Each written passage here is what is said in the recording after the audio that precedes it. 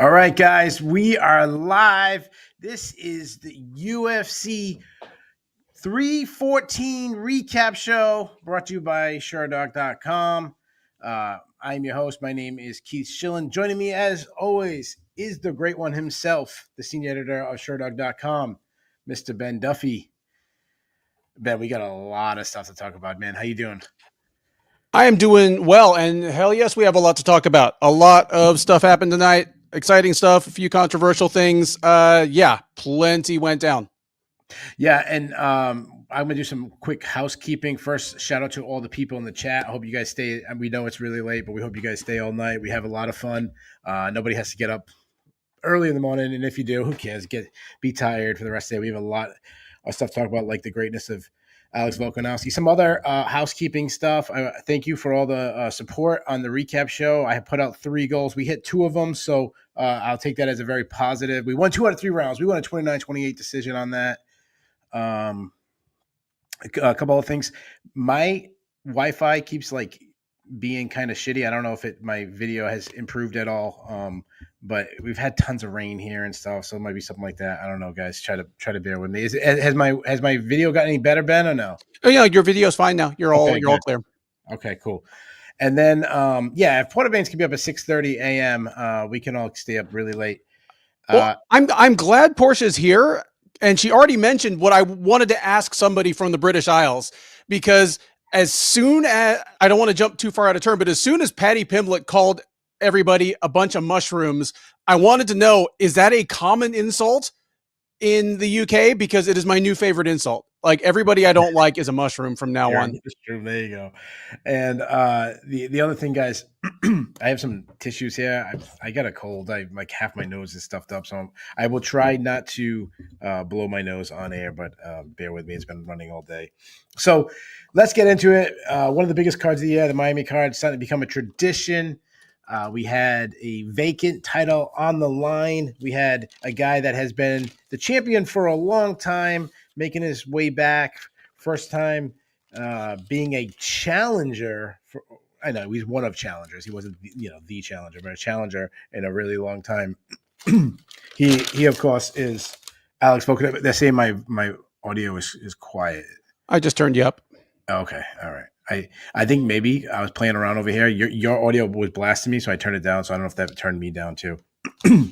Alex Volkanovski took on rising kind of new guy on the scene, but looking sensational, Diego Lopez. Alex Volkanovski won a unanimous decision.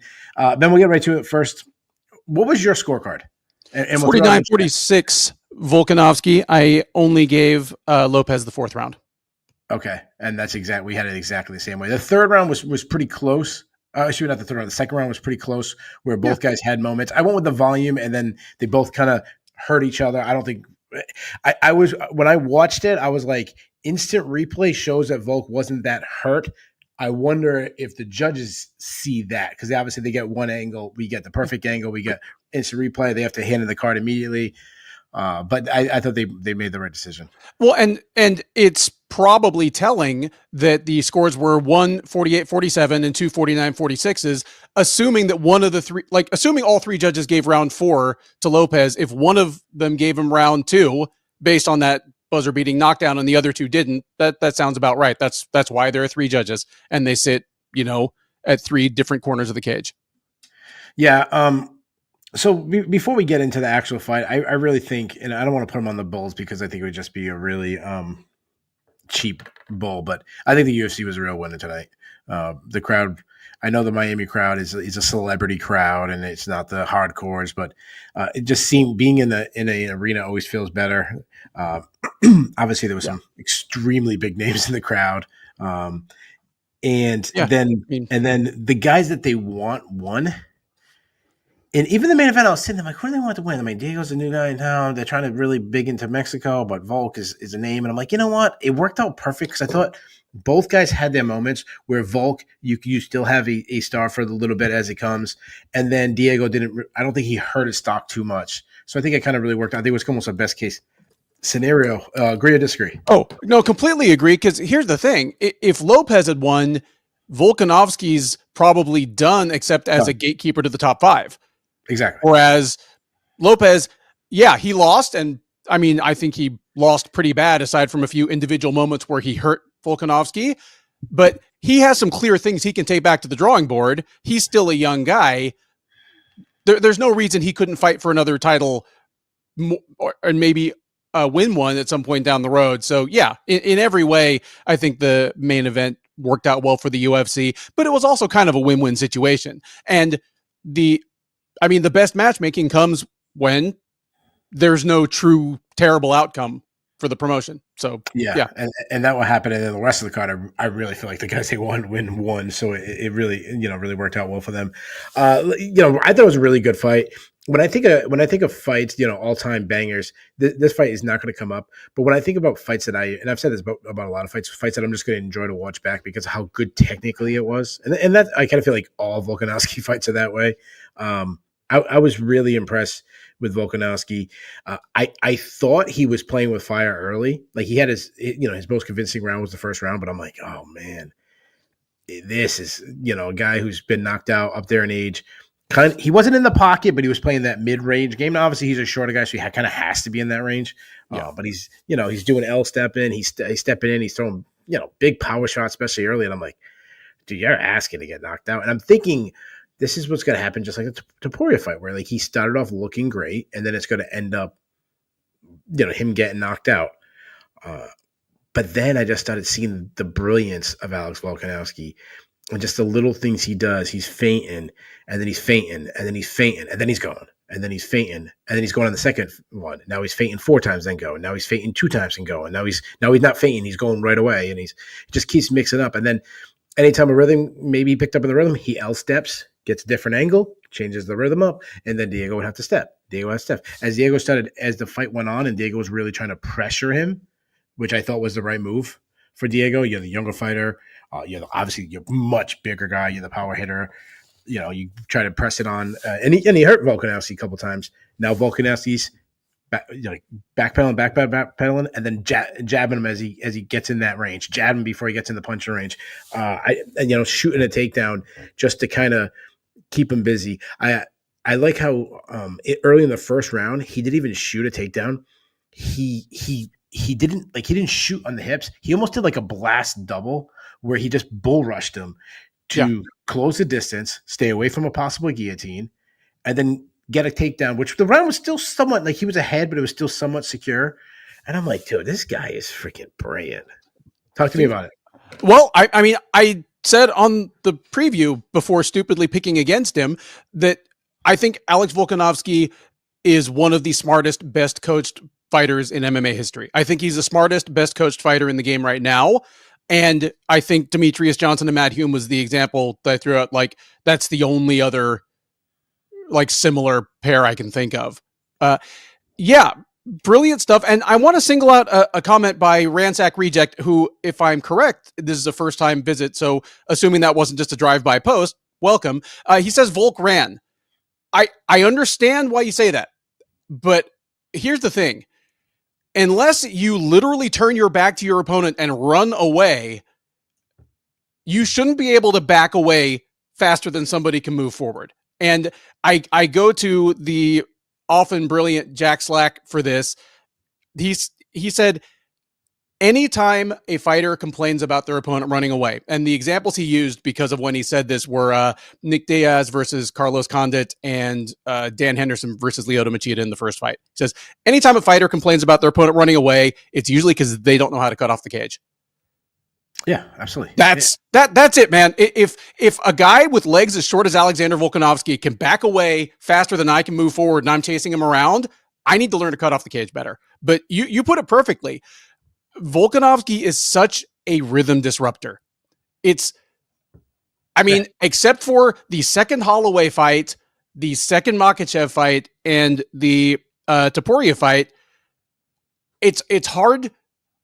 Like, everyone Volkanovski fights just struggles to get their own game going. Like, Volkanovski is, he's a very well-rounded offensive fighter. He has great pace, great cardio, but the thing that just makes him so unbelievable is that he's so good at stopping what his opponent wants to do.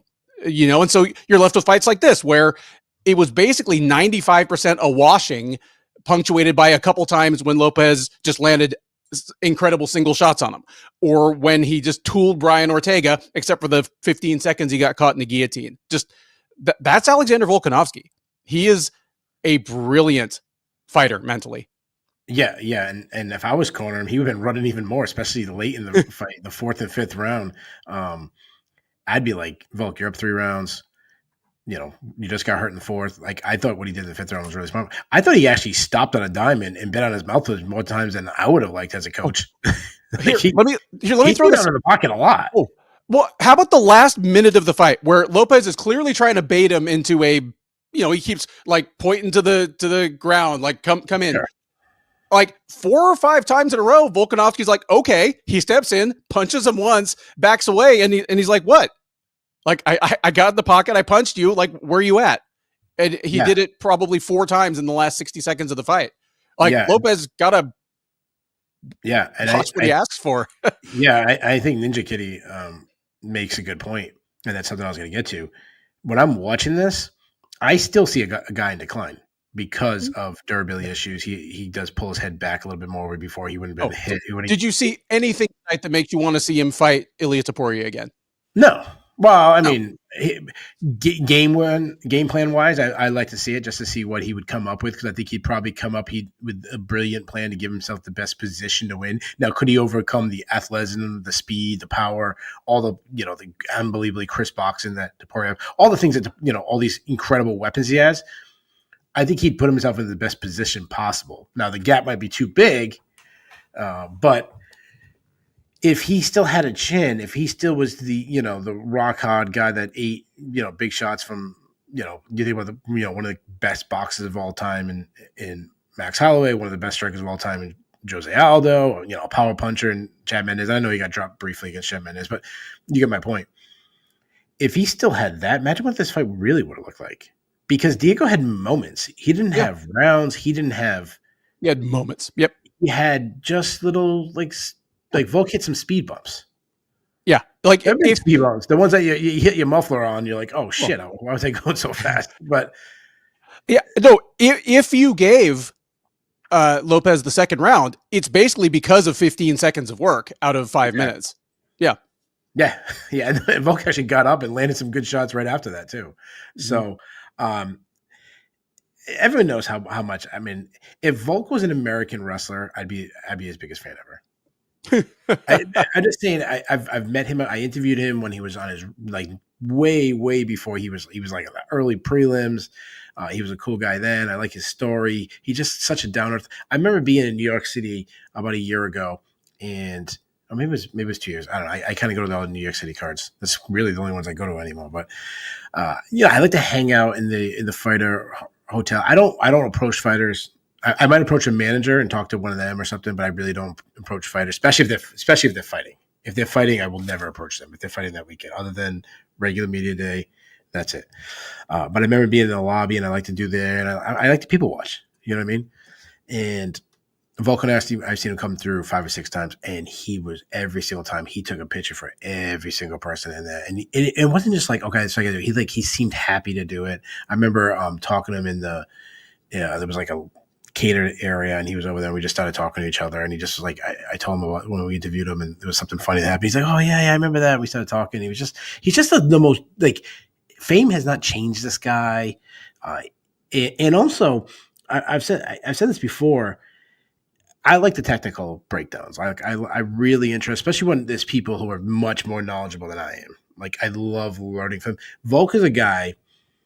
It's probably him and Demetrius Johnson, the 2 guys that I would really want to sit there when they're, and I know Demetrius Johnson's career is over, but sit there and have them break down fights and break down their fights and what they were thinking. To me, that would be just much watch TV. Like, them breaking down their fights and, oh, see, I'm L-stepping here because of this and I'm doing that. That would be so fascinating. So, dude, I'm all in on. I've always been all in on Volk. So yeah, and the reports of him being that washed up are apparently exaggerated because, again, you and I are as big a backers of Volkanovski as I think you'll find around, and we both picked Lopez. And at least in my case, it's because I figured Lopez hits too hard. He's going to have 5 rounds to find Volkanovski's chin.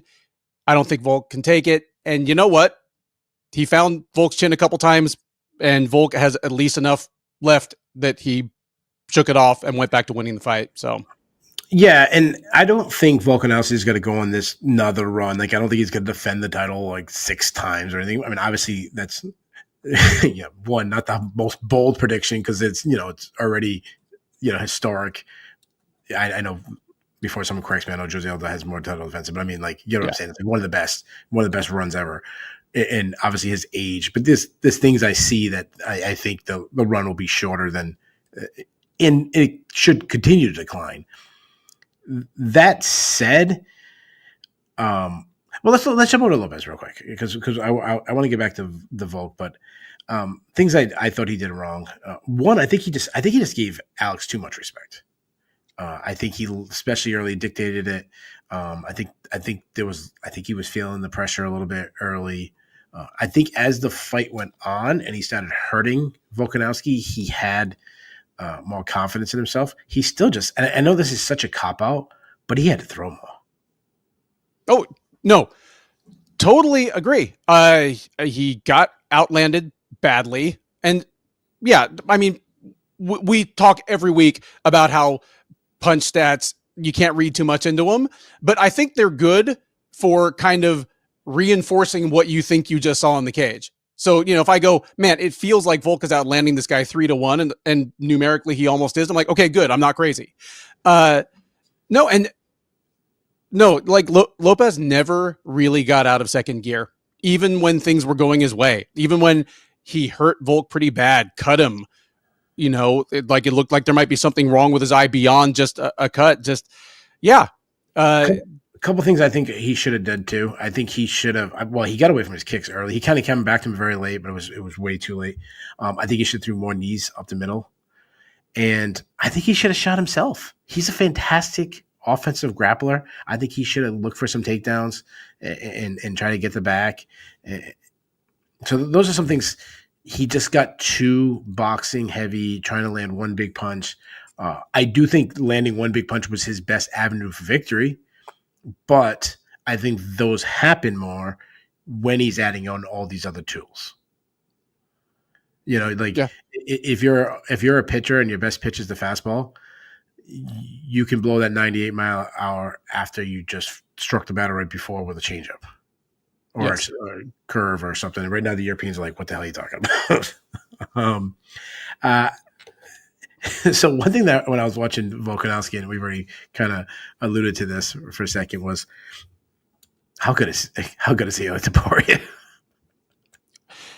It reinforces the idea that Ilia Topuria might be the best pound for pound fighter in the sport right now. Yeah, and the other thing I was thinking is he's taken this huge gamble going up, fighting. I think he should automatically get a title shot right away against Islam Makhachev. But the good thing when he sees this happen, it's just like, oh yeah, if that doesn't work out for me, like it doesn't seem like a big gambling. I can just go right back down the division, knock out the guy I knocked out easily before. Yeah, that's pretty much it. A great point from Matthew Rosser here. After round 1, I wish Lopez Accorda would have told him to pretend from now on this is the 3-round fight. I don't hate that at all. Like anything that would have got him to just, risk a little more. And again, easy for me to say in my leather office chair here. Oh man, he should have just gone out on his shield. Again, easy for us to say, but if he didn't, we knew it was going to look exactly like that. He was going to lose a vaguely competitive decision, and here's the thing, I say that maybe as one who has no place to, but you best believe he's going to be saying that to himself when he watches this fight back tomorrow. Like, shit, he's going to realize how bad he had Volkanovski hurt. He's going to be like, okay, if I'd done a few things differently, maybe I'm getting my hand raised. I'm a champ, and I just beat a guy who's still one of the top 15 pound for pound fighters in the sport. Yeah, it's funny. You said that he fought a 5-round fight. It would have been better if you fought like it was a 3-round fight. Then you had Pitbull, who was in a 3-round fight. It was fighting like it was a 5-round fight. But we'll get to that in a little bit. We'll get to that. I want to talk about the greatness of Volkanovski for a second. Let's talk. What's getting lost in all this is he won this over the age of 35. Yep.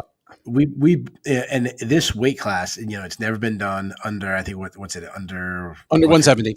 Under 170. Nobody's ever won it 35 years older or older. It's not the Randy Couture coming out of retirement, moving up a weight, beating Tim Sylvia when he's 117 years old. It's not that. No, but this to me feels like if you watched a good movie and they did a remake and you're like, yeah, like the remake's okay. It's not the original, but like the remake's okay. Like that's how I feel like. This is the Randy Couture beating Tim Sylvia remake. And I know he was the favorite. Couture was a big underdog. I know there's a lot of, like it's not perfect, but you get my point. Yeah. I want to ask you 2 questions. Okay. I'm going to ask him back to back. So heading into tonight, who did you have ranked as the greatest featherweight of all time? Before the fight, before the main event. Before this fight,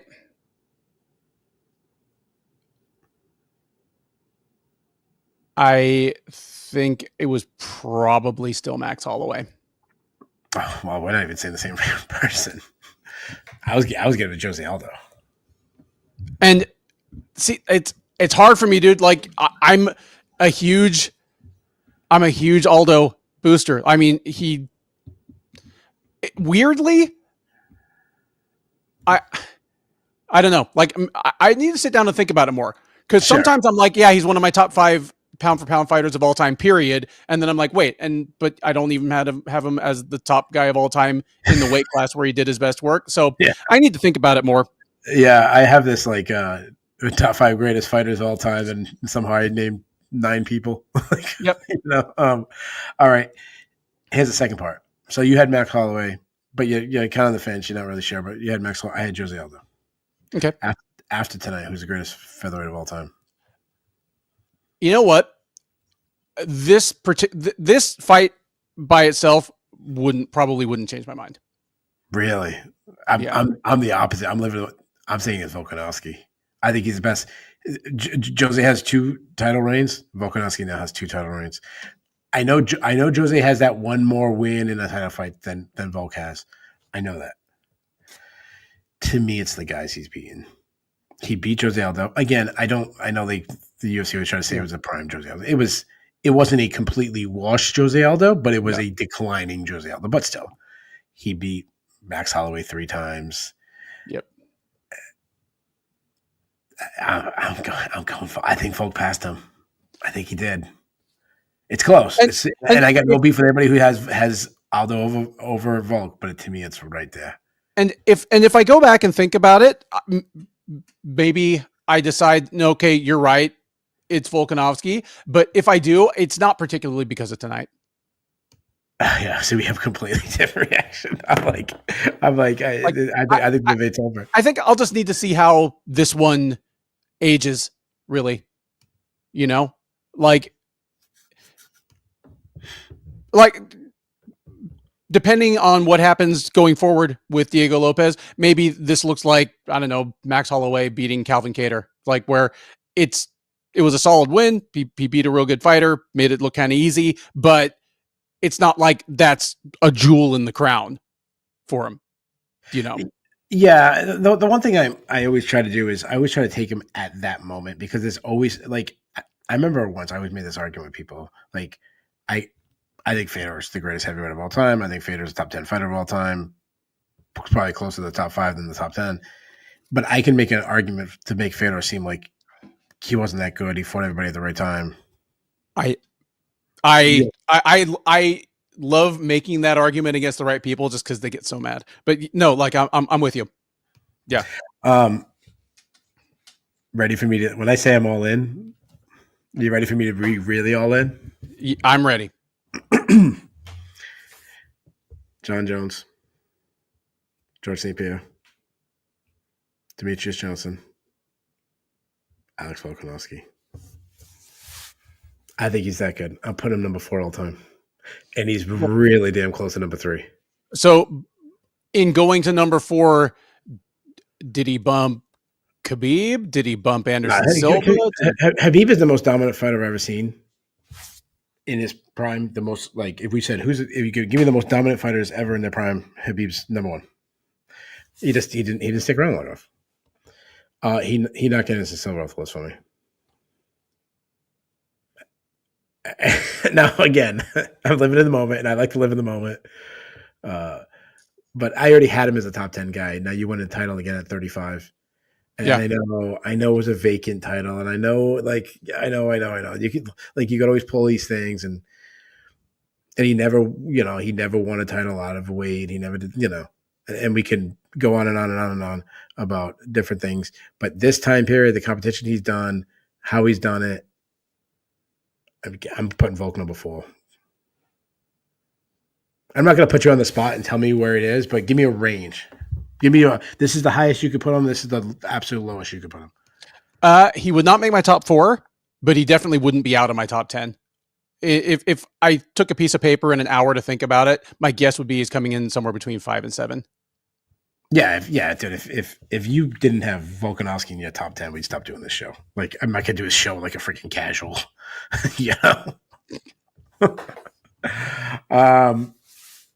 All right, let's talk about what's next for these guys. You want to do Lopez first? Oh, I kind of feel both matchups are really easy, but Volkanovski is easy for me. Lopez, I think there are options out there. Okay, so let's start with Volkanovski. I'm assuming we definitely have the same guy. Movsariev Loev. Mm-hmm. Sorry, Laurent Murphy. Yeah, they're both undefeated. I think that really, neither guy is popular. I mean, especially Murphy after his last performance, and most of all, to his credit, it's been a while since he fought, so people forget how much they hate him too. But I think that's how you sell it. Undefeated. And then you have, Volkanovski, the great thinker, and you put him, him sit. This is how I'd promote it. I'd have the guy keeps winning and, just have the W and W and W. And then you have Volkanovski like at a desk with like a pencil, like clicking on his head, like taking notes, like he's taking notes and stuff. And he's like thinking, like that's how I'd promote it. Like the great mind versus can he come up with a plan to beat the undefeated guy? And I think, off the top of my head, I think that might be rough sledding for Ivleyev because of all the guys that are kind of within shouting distance of the title picture, he's as amazing as he is, he's probably the one with the least one-shot power in his hands. And that's what's starting to catch up with Alexander Volkanovski. Yeah, if he catches somebody, it's a Kevin Randleman. You're thinking he's shooting and he lands that left hook, 1 in a million, perfect place, perfect time, and perfect everything shot. Right. But I didn't mean to interrupt you. Continue what you're going to say about you're going to say how. Like that's what seems to be catching up with Alexander Volkanovski. Like he's always been a little hittable just because of the things he has to do in order to get his own striking going with the body he's been blessed with. And even in his prime, his recoverability was better than his chin. You know what I like about the matchup? He'll still be bigger than Volk, but it'd be the first time in an extremely long time that Volk wasn't. Well, I mean, Poirier's not the biggest guy either.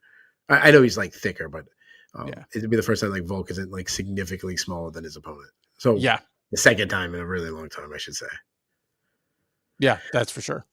I thought after the press conference on Thursday that Diego Lopes' next opponent was made no matter what. I think it's Yair Rodriguez. I like that just fine. I mean, I had other ideas for Yair, but okay. Well, I mean, no, but yeah. All right, so give me Diego Lopes. I was gonna give him somebody that's in the top 10, but hasn't won a ton of fights in a row. So I was thinking someone like Arnold Allen or Aljamain Sterling. Okay. Like I'm not pulling him too far down. Like I don't think he embarrassed himself. Like I said, No, he no, lost. He lost. I think he lost 4 rounds out of 5. But again, it was easily like the biggest spotlight of his career, easily the best opponent of his career, and to come out of that with some clear things to take back to the drawing board that are at least theoretically fixable. I don't think he falls off the map. So I'm giving him another kind of top 15-ish guy. Yeah, and I mean, dude, I'm telling you right now, the chat is much harder on Diego Lopez tonight than we were. Like, I don't think he looked bad at all. I mean, I think he obviously made clear mistakes, and I felt like he had the wrong game plan and didn't execute at times he needs to execute, and he still didn't look bad. Yeah. I saw people having it 3 rounds to 2. Mm-hmm. Yeah. Yeah, one of the real judges did. Yeah. One of the real judges do. So, Ninja Kitty mentioned something about a man in news. I will get to that later. So I'll put a pause on that, Ninja Kitty. The reason why I think Diego Lopez, I mean, you have that Mexico, that's obviously been the hotbed. I had this kind of thing going in my head, and I'm like, I'm going to get so much hate for this. But if Lopez won, I was going to maybe make an argument for Yair to jump FOF just because strike it while it's hot. Because you get those guys in Mexico yelling at each other in Spanish like they had the other night, both calling each other fake Mexican, Diego saying you're not Mexican because you don't even live in Mexico. And then Yair saying, what are you talking about? You're freaking Brazilian. You don't, you weren't born in Mexico, and have them fight. To me, I mean, it would have been a great main event, but co-main event in Mexico. I don't, what's that city? Guadalajara is where they're having the card in. Yeah, I don't know how to say and, that. But. Yeah, and Guadalajara, that is where Lopez lives and trains. Like, that's where Team Grasso is. So, shit. Oh, yeah, even better. And then you have like this beef going on with the teams, and they're talking shit about each other's teams. Like, I love it, dude. I want them coming. I want the teams. I want them to like get extra corner. Like, instead of having like 3 cornermen, like they get allowed like 15. They're like hanging off the side of the cage, yelling at each, maybe like lumberjack style, like you're against the cage and your freaking teammate gets to push you from behind, like hit him, elbow him, and some, like Henzo Gracie back in the day kind of fights. Yeah, that's super angry. Yeah. Like I'm definitely not going to jump too far into the argument of who's a real Mexican and who isn't. We are not the gatekeepers of that.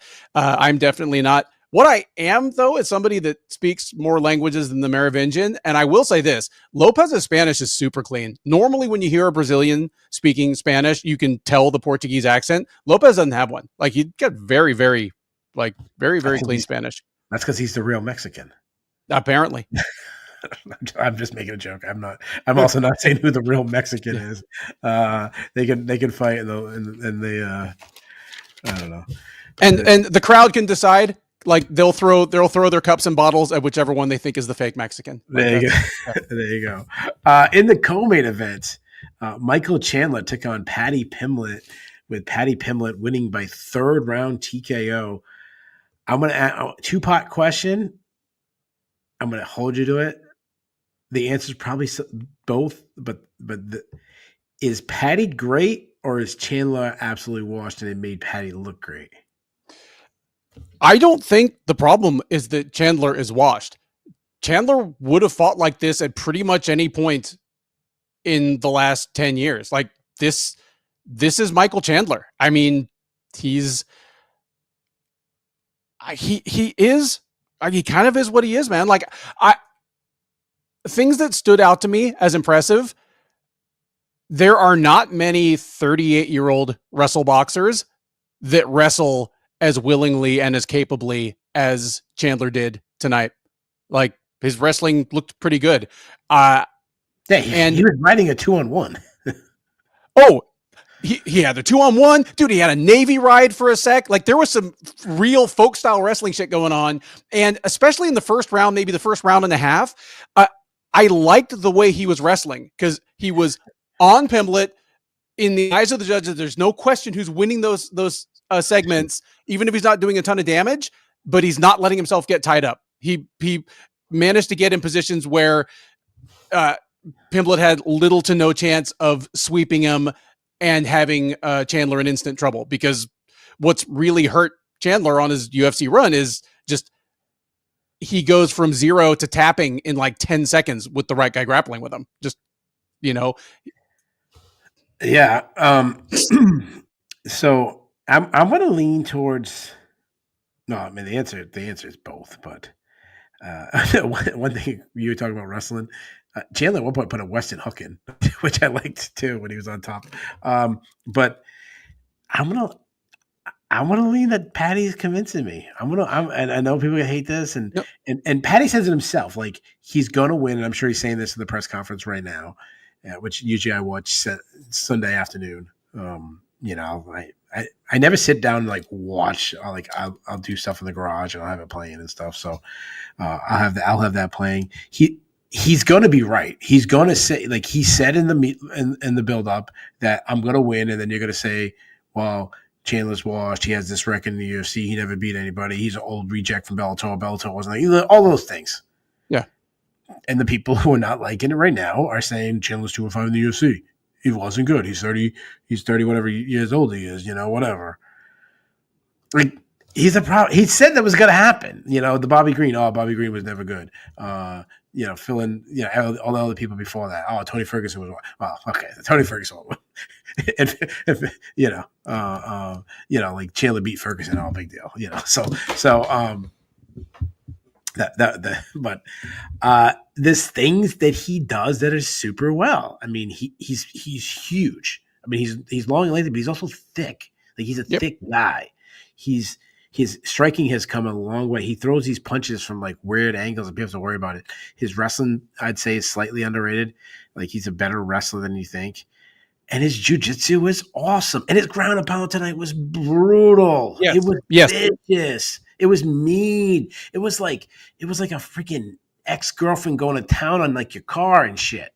Like I dug my keys into the side. Like he was freaking mad at. He was mad at Chandler. Got some Carrie Underwood ground and pound going, apparently. Hey, little foreshadowing for later, man. All right. His ground and pound has been a revelation recently. I mean, we know that he's going to lose a fight in the UFC eventually. Like, even if you think he's going to be champ, say 3 years from now, he's not going to win his next 10 fights to get there. He's going to lose a fight, and we know exactly what it's going to look like. Because right now, his fight style and his fight IQ and his desire to entertain or whatever are writing checks that his chin has to cover. And thus far, his chin has covered them. I mean, somewhat reluctantly. But, dude, he took a couple of flush shots from Chandler. And whatever you may think of him, like, Chandler is still one of the harder hitters in the division. Yeah. Like, eventually, someone is going to lamp Paddy Pimblett, but I'm done picking it every time out. Like, he is a much it's not just that he's better than I thought he was. I mean, he is, but he's also better than he was when he got to the UFC. So here's my argument.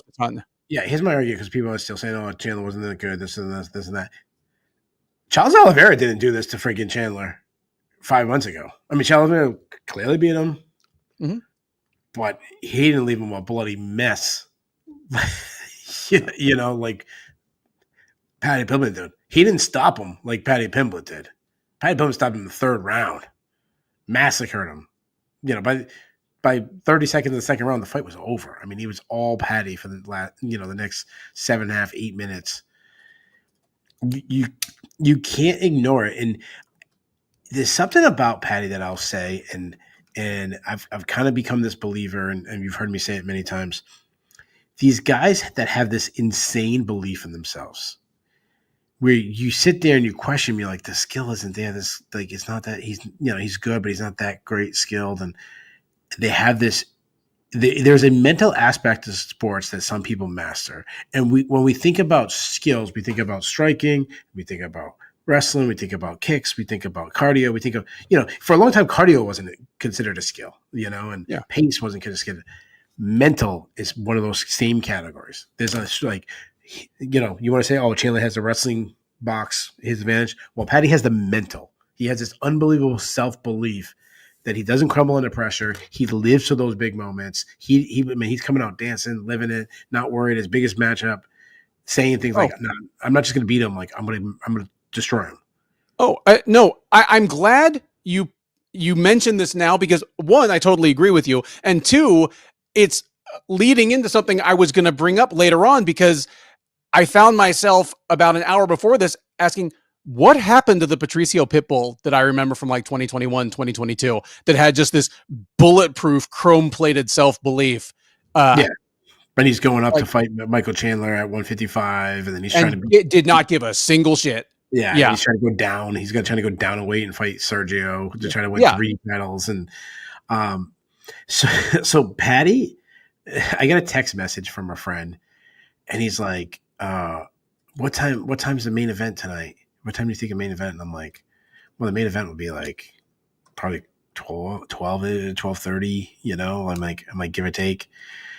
And he's like, "Oh, you know, I mean, you think Paddy's that good?" And I'm like, I'm like, wait a minute. You think Paddy's the main event? He thought Paddy was the main event because Paddy's a star. He is legit. Yeah. He's Volkanovski won tonight, and I love Volkanovski, and Diego could be a star in Mexico. Paddy's a star everywhere. They're in Miami. Think about Miami for a second compared to where Paddy's from. Paddy's a Scouser from England, and he's got the pale ass white hair, looking like a reject from the Oasis and stuff. And we're talking about Miami. Miami's like the Rock area, you know, Cuban, tan skin, and hot Cuban ladies, and nothing dudes that look like, you know, Kimbo Slice and Rick Ross, just, you know, like big exactly. Old, like, you know, black dudes with like grills and like sunglasses. Yeah. Not Paddy Pimblett. Nope. And still he got the biggest chair, the crowd's going crazy, you know, they screaming Paddy the back. I love all that shit. Like something happens is people talk about how some people become successful and just people hate on it. I'm not one of those people. Like I love it. Like I love the moments, the rise of star. It's so much fun. Like sports can be fun. You can sit in the crowd and cheer Paddy the baddie. Like that's fun. It's funny. Yeah. Why do people hate that? Anyways, I don't get it. I mean, before we do our matchup, I think more important than who Paddy fights, it's the position he fights. He's not going to fight for the title next, and nor should he deserve to fight for the title next. No. But, well, first of all, imagine if Ilya wins the title and Paddy wins. How big of a matchup that would be. Oh my goodness! But the backstory and everything. But on the flip side, I think he needs to headline a pay-per-view.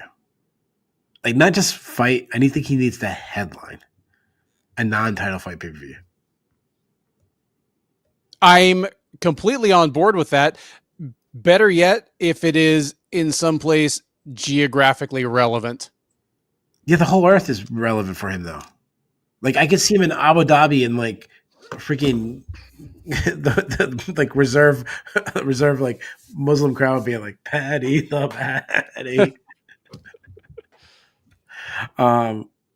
Yeah. Anyways, tell me who he should fight next.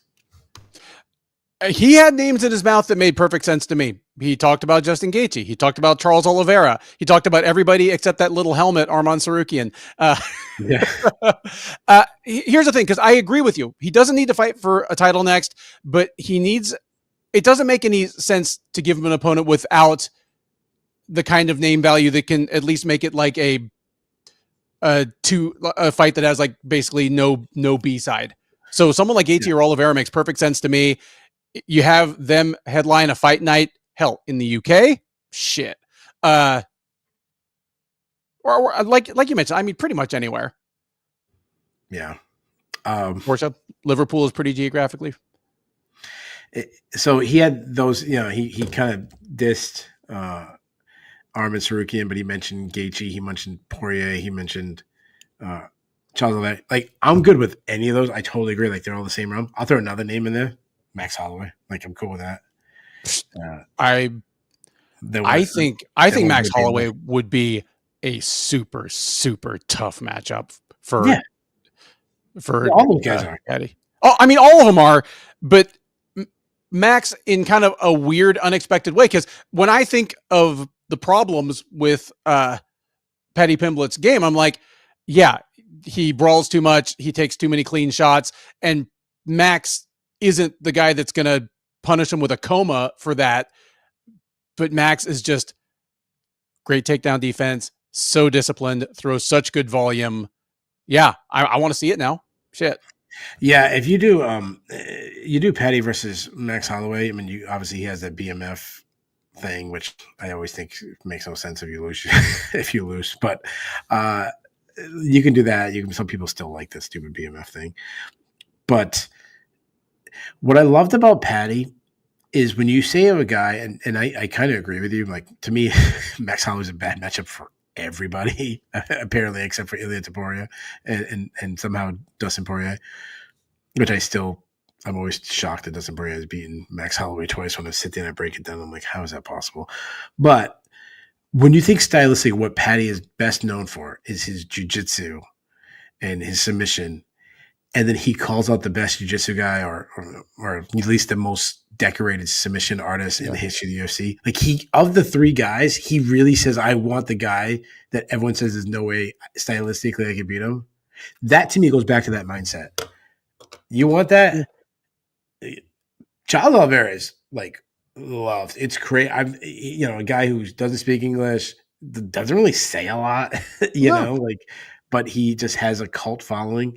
He wants Charles Oliveira. I'm getting him Charles Oliveira. I'm making the main event somewhere. I love it. Chandler, he walked out of the cage. I wouldn't be surprised if the last we see him, but if he continues to fight, he's much harder to match. There's two things you can do at this point.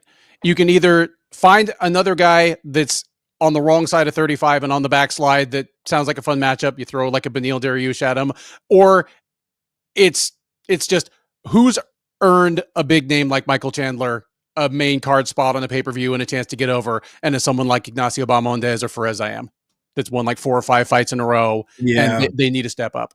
And they're going to beat his ass. I'm in report throws out Benoit Saint-Denis, another one kind of from that same. Yeah, I think Saint-Denis is actually booked in a fight. Bobby Boucher is just throwing out. Like honestly, I don't the oldest non-heavyweight fight in like UFC history right there. I don't hate the Jim Miller matchup because of like if you want to try to get Michael Chandler a win. I'm giving Renato Moicano. I'm doing the still names. People's they've both been in big marquee matchups recently. I put them like an opener for a pay-per-view. They both, Moicano's super fun and like press week. He'll say some funny shit. And Chandler's this like family guy and he doesn't talk shit, but he's always still like somehow like good on the mic. Oh yeah. Give me that. So let's move on. Before that, Yair Rodriguez took on Patricio Pitbull, making his UFC debut, the longtime, multi-time Bellator champion. And it did not go well for Pitbull. We both predicted that it would go pretty much like this. This is actually, I think, one of our best picks. And I mean, Yair was a favorite, so not like we're being bold, but I mean, just the way the fight broke down. The UFC, Joe Rogan was really loving kind of giving it to Pitbull. He's still doing that like UFC versus Bellator thing. But this was a terrible stylistic matchup for Pitbull. It was a bad stylistic matchup for Pitbull, you and I both picked Yair. He was a 2-1 favorite, but it was worse than I thought it was going to be. Just weirdly, Pitbull he looked tentative. He looked uncomfortable. He did not look like the more accomplished, more tenured, more veteran fighter. He didn't look like the guy that had probably been in 5-round fights almost every fight out for like the last 8 years of his career. Like it was, I don't know if it's just he's 37 or 38 himself. I don't know if it is octagon jitters after being the big man on campus in that other promotion for so long. I don't know if he was never actually that good. I don't think that's what it is, but it's maybe a little of the first two things. But yeah, he didn't look great, because as deadly as Yair Rodriguez is, the real best of the best at 145 pounds have been able to take him out of his game and not let him do Yair Rodriguez things. And here, Rodriguez looked like he was, for the most part, having a spirited sparring session. He was getting to do pretty much whatever he wanted out there to Pitbull. It was wild. Yeah, everyone in the chat is saying Pitbull looked like a poodle. No, he didn't look like a poodle. You know, he looked like a Pitbull that was old. That like even like the most ferocious Pitbull that goes in the dog fighting slows down, loses some eyesight, gets the arthritis in the legs, can't bite. I mean, they might still have a good growl and scary looking, but the time has passed. Ben's very big in the Pitbull fighting, you know, so you've been to a lot of them. I know you're more of an expert than I am, but he looked like, I always like to give the Wire reference, when Cheese entered his dog in the Pitbull and he got tricked and he had they rubbed the like medicine, like stuff that make a dog die when he bites the other dog. So that's why I kind of feel like they got, like, people might have been expecting like this ferocious killer. The writing has been on the wall for Pitbull. He's gotten old. Now, this we talk about stylist man. This is the bad. I mean, Yair was too big for him, too fast for him. Pitbull couldn't close the distance, get in his range so he could land a shot. When he did close the distance and get to like body locks, trying to take takedowns, Yair has improved way too much in the takedown defense. And as I was watching and I was thinking about this fight, I was like, man. And don't like quote me an exact time, but like 5-7 years ago, like Pitbull wins this fight 5 years ago. 5 years ago, when Pitbull could have took Yair down, he could have wrestled him, he could have beat him up. The problem is Pitbull doesn't have that level of takedowns anymore, and Yair has much better ground and takedowns and everything. It's just the wrong time. It's you know, it's when you watch you know, a basketball game with an aging superstar going against a young superstar, just not there anymore. Yeah, completely agree. Like, it's unfalsifiable. Like, we'll never know, but I think there's a good chance that Patricio Pitbull was the best featherweight in the world 5 years ago. He might have. I mean, I don't know. I'm gonna have to think about who's the best. And it was probably Jose Aldo or no, Max Holloway probably, or Volk. It wasn't out of the realm of possibility. It wasn't out of the realm of possibility. Like when Volk dethroned Holloway in their first fight, that was the moment I said, okay, I really, really wish Patricio Pitbull had been in the UFC for the last year or two. Yeah, and we'll get into guys giving up on people way too early.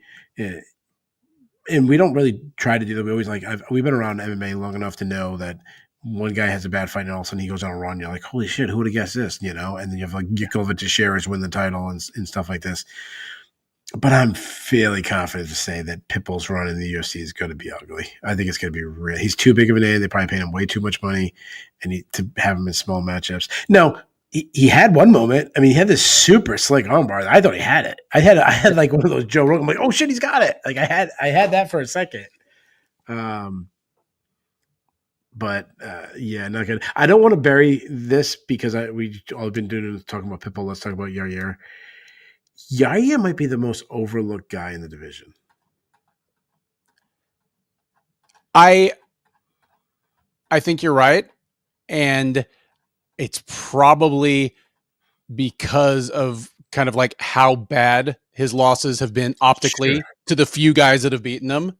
Sure. But I will say this. So right now, if you line up top contenders, that it could be Alex Volkanovski. You said Mosar Evloev. You said LaRon Murphy. You throw in, say Diego Lopez again. Throw in Yair. I think if we polled and said, who's most likely the guy to beat Alex Volkanovski of that group, throw a couple other guys' names in, Yair probably finishes last in total votes. But I think his chances are just as good as all the rest of this.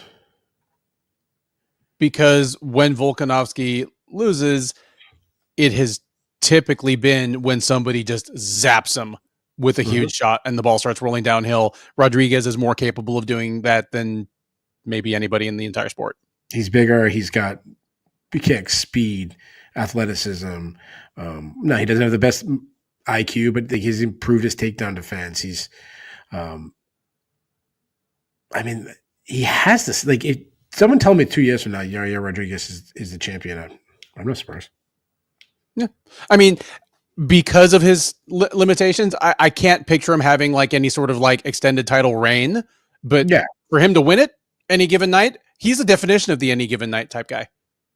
Let me ask you this: he fights, and I've already done my matchup with him. I'm putting him against Diego Lopes. Who's the favorite heading into that fight? Rodriguez versus Lopez? Yeah, betting favorite. I'd say it's Rodriguez right now, just because of recency. It's probably very close, but you get my point. Yeah. That's a really good point, though. Like, so one of the judges had it 3-2. Lopez wins 2 rounds of Volkanovski, which is better than Yair did, and like at least I think it was. Yeah, like he finished him in the 3rd round. Like, yeah, Volkanovski destroyed Rodriguez. Yeah. But like that's my point. Like he still might be the benefit. No, we're not a betting show. Maybe Vegas would have Diego Lopez higher, but like the point is, like it'd be close. Like Dev saying, Dev said Yair negative 130, Lopez 150. Yeah, okay, but that's my point. Like he's that good. Well, no, a comparison would be, like when John Jones was at his absolute height towards the end of his like last title reign in like 2017, 2018. Like DC was clearly the number 2 guy in the division, but you know what? If DC and Jones fought 10 times at light heavyweight, I think Jones probably wins all 10 times. If he fights Rumble Johnson 10 times at light heavyweight, he wins 9 times, and the other time his head is in the 10th row. That's right. That's right. That's a good way to say it. That's really good. Rodriguez, what would you do with Rodriguez? Rodriguez,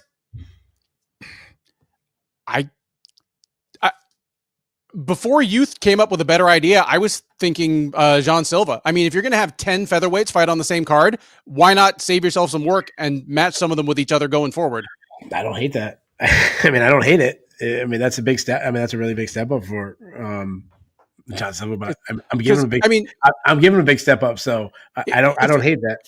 If you're Yair, after just putting it on Pitbull, you were rooting against Alex Volkanovski in that headliner, because if Lopez had won, Rodriguez has a lot easier.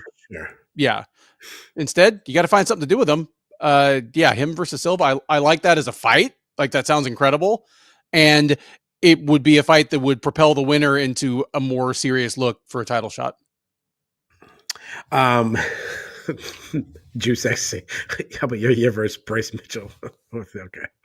Pitbull. He's got to have a name. Like, you're not gonna. I don't think he's gonna be that test for somebody. Like, I don't think he's gonna take the guy who's like a very small name. No. I'd give him Josh Emmett. I want him in a fight that's winnable. We're in the same neighborhood. Okay. And yours is probably better because Emmett is actually coming in off a loss. I had Dan Ige. Like, Ige's a big enough name that he has headline fight nights, and nobody's gonna question him being 3rd from the top on a pay-per-view like he wasn't tonight. But he has been before, so he's a big enough name. But competitively, he's not out of the. Like, it's not ridiculous. To match the 2 of them. You know what you do with Pitbull? You book him, and then it's like UFC's return to Mohegan Sun. So you can fight an arena that he's fought in like 30 times. What they need to do then is also like have him fight someone like Aaron Pico that like comes over from Bellator. Yeah. No, like pull up some guy he's fought, like UFC size Daniel Weichel. All right, let's move on. A lot of people, now I wasn't one of them, but there was a lot of people that was saying that their main event was Bryce Mitchell versus Gene Silva. I mean, this fight got so much hype. People were loving it. I'm not going to get into the Bryce Mitchell hate. I mean, if you want to hate the guy, hate him. to me, he has too much brain damage for me to hate him. I look at him as like, I'm gonna shut my mouth. If you want to hate him. But Gene Silva, dude, this dude is incredible. I mean, he was fast, accurate, athletic, and then we'll get to the ground game in a second. I was blown away by Gene Silva. I agree with everything there. On the feet, he didn't end up paying for it, but I felt as though he was almost like playing with his food a little bit. On the ground, I loved how fearless he was. Like going right at his opponent in his opponent's wheelhouse. And it was just a matter of confidence and demonstrated ability, to quote Bill Parcells. How did the broadcast not see 5 seconds into the fight, he backs up to the cage, sticks his leg out, and was like, "Hey, grab it." And they just completely ignored it. I'm like, and he had his hands up high, tapping his leg. Like, he was giving him the opportunity to shoot on his abs. And I'm like, it looked like when you're like drilling takedowns to somebody and you're like in a stance, you're like, all right, your turn. Like, all right, grab the single. You can't say drilling around Bryce Mitchell. It's very triggering for him. Like, I think I was a lot higher as the fight went on. I thought he was landing a lot more on the feet. He was fooling around with them, and that's just part of his game. I think he's always going to have that style, kind of like how Rodriguez would do some of that stuff too, and some Anderson Silva would do some of that stuff.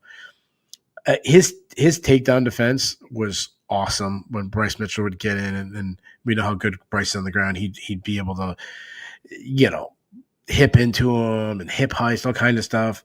His submission skills was insane tonight. I mean, I remember on the previous show, I picked Silva by murder. Like, I was like, Silva's gonna murder him. I thought it was gonna be on the feet, knock him out. But so I'm like blown away with his performance. But then like how he did it was like, oh my God. Like, I knew he was the ground. I knew they say he was really special on the ground. But if he caught Bryce Mitchell, like when he first shot in and he just jumped right in the guillotine, I go, okay, like he caught him. But it wasn't. He almost got him 3 or 4 times. And with stuff more technically advanced than just your usual, oh, I'm getting taken down, guillotine off my butt. He was wrapping up like Darce chokes, ninja chokes, really, and making proper adjustments once they were down there. Like, he had Mitchell in far more trouble more times on the ground than Mitchell ever had him. Yeah, Juicex asked the question, why are the fighting nerds so good? What are they doing differently? I don't know. Steroids? I don't know. I have no idea. They're so freaking good. I'm making that as a joke, guys. But it's partly they've got the right guys together at the right time. Like, this won't last forever. Sure. We could just as well have asked, 3 years ago, what's going on at, Daniel Gracie's school in Philly, or 10 years ago, like, what's in that peanut butter that Dwayne Ludwig has given the Team Alpha Male guys. Yeah. Well, except we know what was in that peanut butter. How about Rashad Evans and Diego Sanchez and George St. Pierre's rise? Like, what was going on at Jackson Wink? Yeah. They're a super well-coached team, and they have a bunch of young, ultra-athletic people that are just soaking up the instruction like sponges. It's not just how good the fighting nerds are, it's how good they are while they all have different fight styles. It's like I just mentioned Team Alpha Male.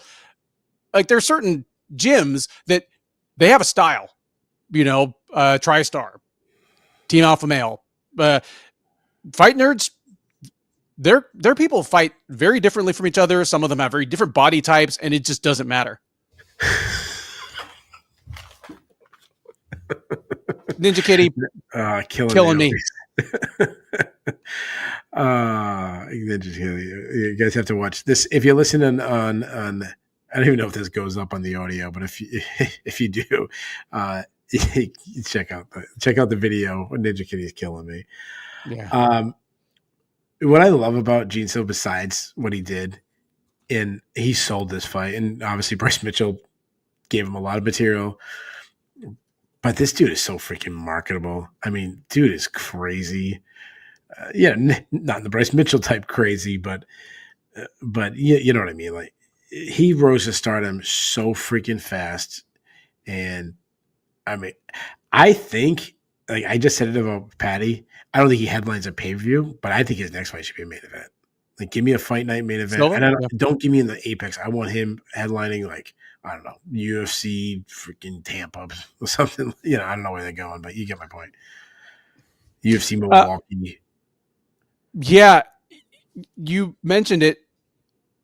It is tough to rise to prominence in that division that quickly. It takes not just winning, but it's how you win and what kind of charisma you have. I mean, this is the Laron Murphy division where you can go 7-0-1 in your first 8 fights and only reluctantly get kind of like inched into the title picture. And yeah, Silva's kind of got the total package. Bob Chimpson says John Silva knocks out Volkanovski right now. The John Silva that we saw tonight and the Alex Volkanovski we saw tonight, you might not be wrong, dude. No, he could. Yeah. Like he wins the title. That would not surprise me one bit. Oh, Antoine Willis. The UFC would love to have Yair as champion. Yair is as exciting as they come, fighter wise. He's got a chip on his shoulder. He speaks very, very good English. Like he's a good-looking guy. Yeah, they would love to have him as champion. Young, yes, yeah. He's like when you think of like starting like you have his like elbow knocking out the Korean Zombie and all the crazy flips and twirls and all the shit he does. He looks like a freaking figure skater out there fighting. Yeah. Let's stay on Gene Silva though, because I mean he's pretty exciting himself too. You were giving him Yair Rodriguez already. Yep. I was going the same realm. Like I want a big name. I want him to like I said, I want him headlining a fight night or have him like third from the top on a pay-per-view. I need that guy who's going to talk and sell too. I'm giving him Aljamain Sterling. Oh, I like that. I mean, it's a tough, but what we just saw Bryce Mitchell do, and obviously, I mean, you know how good Aljamain Sterling is. Bryce Mitchell, dude got freaking crucified. I mean, he loves Jesus. Dude got crucified himself on Twitter tonight. What are you doing? I mean, say what you want about Bryce Mitchell. People are going to watch. He's going to say crazy shit. Where is it? Oh, yeah. I was thinking either Sean Woodson, who fought on the same card, or someone like Pat Sabatini. Give me a little like Rappler's Delight. So I'm trying to get Bryce Mitchell a win because he is Mark, because he says like people hate on him. They're like, that wasn't, I saw the freaking wimpy ass media people were like, that wasn't a good flex when he said the line about the dogs, like shows how evil a person is. Yeah, but you know what? The delivery was fucking funny. Like in an arena, and he's like, I put dogs down and some shit. Like, okay. I mean, Ben doesn't care. He's into the dog fighting. I'm giving Calvin Kattar. To me, someone else mentioned in the chat. To me, that's a name that's also that's the easiest fight for him. Yeah, that's like he takes him down and just turns Calvin Kattar into a blanket unless Calvin makes a mistake, and then he subs him. And then you put him in then you have all these crazy guys that he can fight again, and coming off a win. Speaking of coming off a win, Dominic Reyes opened up the pay-per-view by knocking out Nikita Krylov. I don't know if he knocked out Nikita Krylov. I think somebody swapped out and threw Ivan Kudalaba into the cage in place of Krylov. Like I had just started to believe in Nikita Krylov again. I picked him wrong. I said it on the preview. I'm like, so did I. He's always been a big, athletic, offensively talented guy that just has terrible fight IQ and has huge defensive lapses, but he seemed to be tightening those up. He had actually won 3 or 4 fights in a row, which is pretty impressive for him. And then he goes out tonight and he looks like the worst, like he looked like peak bad Nikita Krylov all over again, just swinging wildly, chin in the air, chin a foot and a half out over his feet. Just, he looked like somebody in like a tough man competition in West Virginia. It was such a bad performance. Like, and here's the thing. I'm almost being forced to believe in Dominic Reyes, who's now won 4 straight fights by quick finish since coming back. And I don't want to, because I really do think that he's poisoning his opponents or something, or like drugging them so that they just like do stupid shit. I don't know. Like, all I know is that's as bad as Krylov has looked in years. And Reyes was right there to take advantage.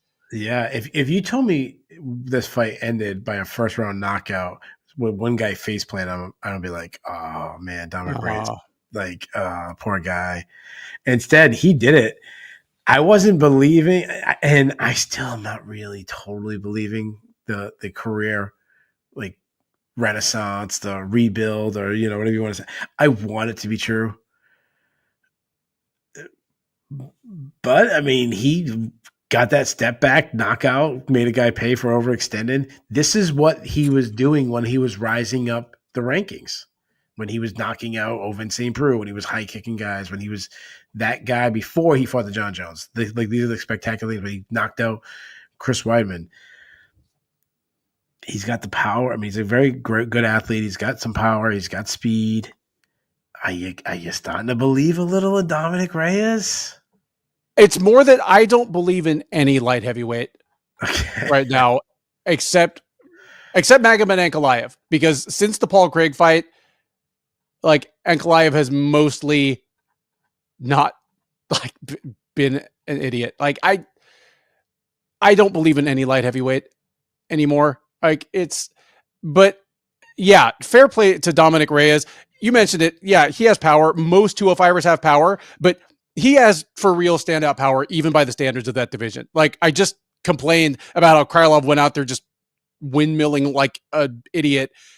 Reyes has the kind of power where even his little short shots clearly hurt people. His jab clearly hurts people, and he's not over swinging on it. He's just there.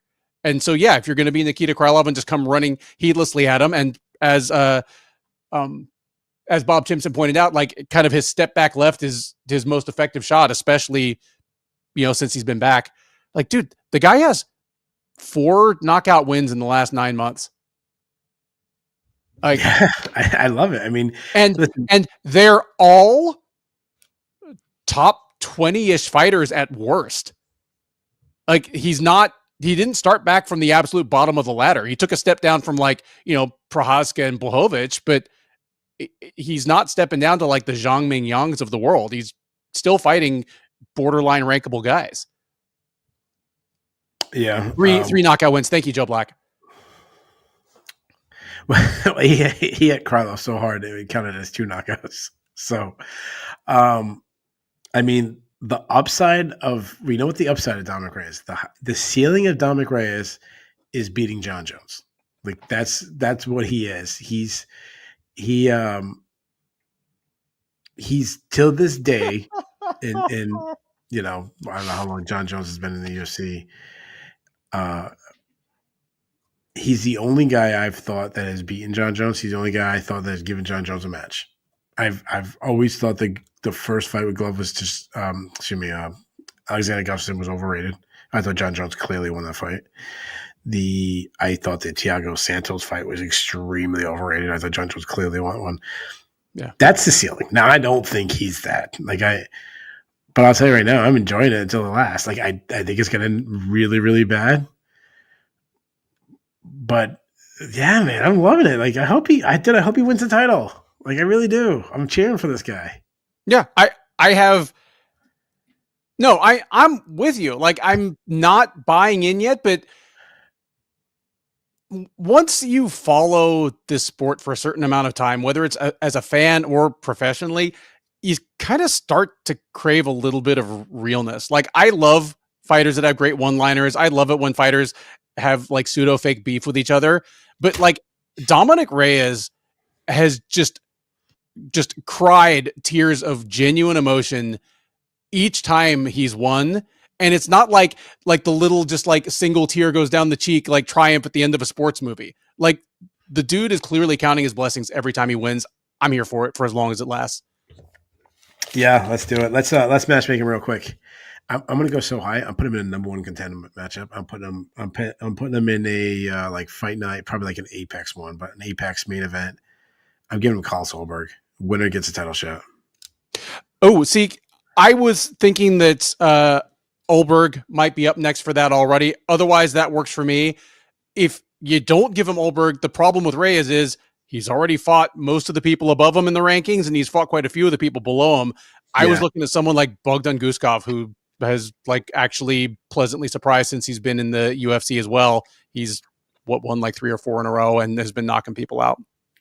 Krylov, on the other hand, obviously he always has like wild, crazy fights, and he is what he is. So I'm going to put him in another wild, crazy fight. I'm giving him the winner of Iwan Kutalaba and Modestas Bukauskas. You know what? If Iwan Kutalaba and Nikita Krylov fight each other, like the IQ in the cage will be so low that my ears will pop. Like when I put it on my screen, I'm fine with that. I was going to give him already. Seriously, how have they not fought already? It's because they're the same person. I like that just fine. I was Anthony Smith and Zhang Mingyang are fighting in a couple weeks. I was going to give him either the winner or the loser of that. Like, I know that's supposed to be Smith's retirement fight. Just so you know, that's what they claim it. That's his last fight. They're doing the whole build up, saying it's his last fight. Oh, then he can fight Zhang Mingyang after that. We'll do it real quick because I think this is one of the easiest ones they've done. They announced tonight that Amanda Nunes is going in the UFC Hall of Fame. Granted, to me, there's no argument that she's the greatest female fighter of all time. But to me, there's not even an option for number 2. I mean, like another option in the conversation.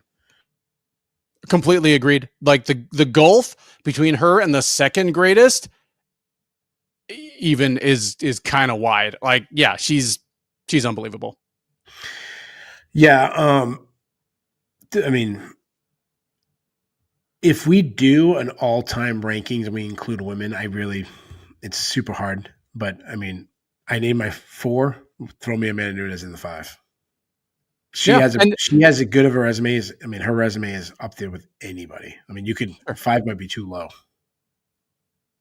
I agree. If you're throwing women and men in, is just your pound for pound all time rankings. I mean, she'd probably be in my top 4. Like, all you can do is beat the available people in front of you. And I mean, there was a point in her career where she had stoppage wins over every other woman to ever hold the title at 135 or 145 in the UFC or Bellator. Plus, she had 2 wins over the greatest flyweight of all time. Like, it's ridiculous. Yeah, she's incredible. And I mean, it doesn't matter, but the fact that she's always been pretty good ambassador for the sport, gotta like that too. So always nice, when someone does great things in the cage and you don't have to like explain or apologize for what they did outside the cage. Yeah, and then we all kind of knew it was happening, but she announced that she's coming back to fight, which she'll get the automatic, or that she's expected to come back to fight. She'll get the winner. And I mean, Harrison. And okay, and is Nunes Harrison instantly the biggest women's fight in history?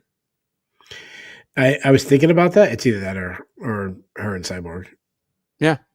The problem is Cyborg was a co-main event, and they kind of, that should have been a main event by itself, and they could have built it better. But yeah, it's in the conversation. The one thing I have concerns with Nunes coming back is just the fact that she's much older now. She did take a long time out. That it's harder when you're older. But if anybody could do it, it would be Amanda Nunes. So yes. Good night, Jeff. Speaking of female fighters, this is the part where we take a break for a second, and we have this new segment called Know Your Hosts, where we ask a question that has nothing to do with MMA. Today's week is my question, and we'll throw this out to the chat too. Ben, who is your celebrity crush? Oh man, I mean, for me, like most of my celebrity crushes are from when I was much, much younger. Like I don't really have any now where, I look around. Sure. So, I'm music is like really my true love more than, even sports.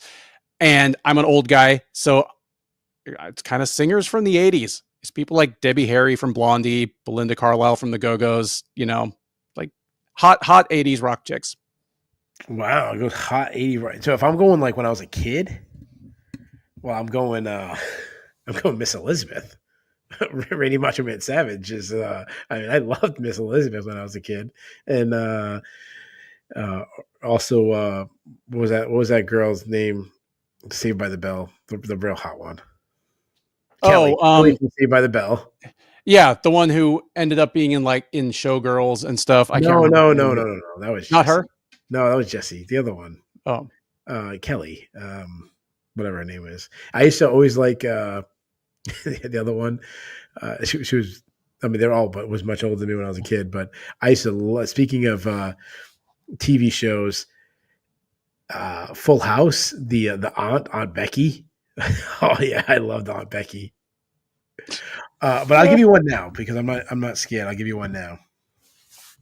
I like so listen, when you talk about like celebrities, we talk about singers and actresses and all those people. There's a million like smoke show girls. Sure. But to me it's like you have to have the looks, you have the personality when you see in interviews, like similar religious beliefs, political beliefs. I already kind of made a joke when I said I'd foreshadow. Carrie Underwood's my number one. I love Carrie Underwood. She's great, man. Let's see the chat. Let's see what people are throwing now. Antoine Willis. Salma Hayek's always a popular choice. Yeah. And she can absolutely still get it. There is apparently no expiration date on Salma Hayek. Yeah. Juice X says Kristen Dunst by armbar. Okay, I didn't expect that one. Don't say Sydney Sweeney. I don't know who Sydney Sweeney is.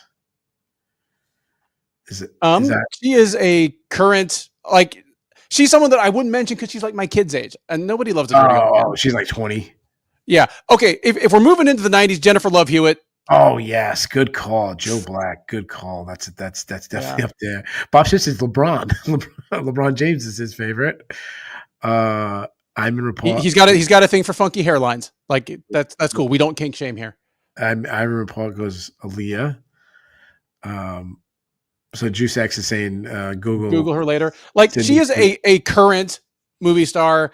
And she's like 20, and it's kind of scary. No, I mean she's late 20s. Okay, Juice X is like closer to 50. I don't know how old he is exactly, but that might be her like bra size. Like she is a well endowed young lady. Okay.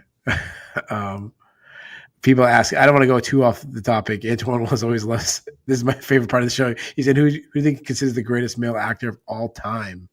I'm gonna go Tom Hanks. Like Tom Hanks. Tom Hanks is up there. Denzel is definitely up there. I think De Niro's up there. Yeah.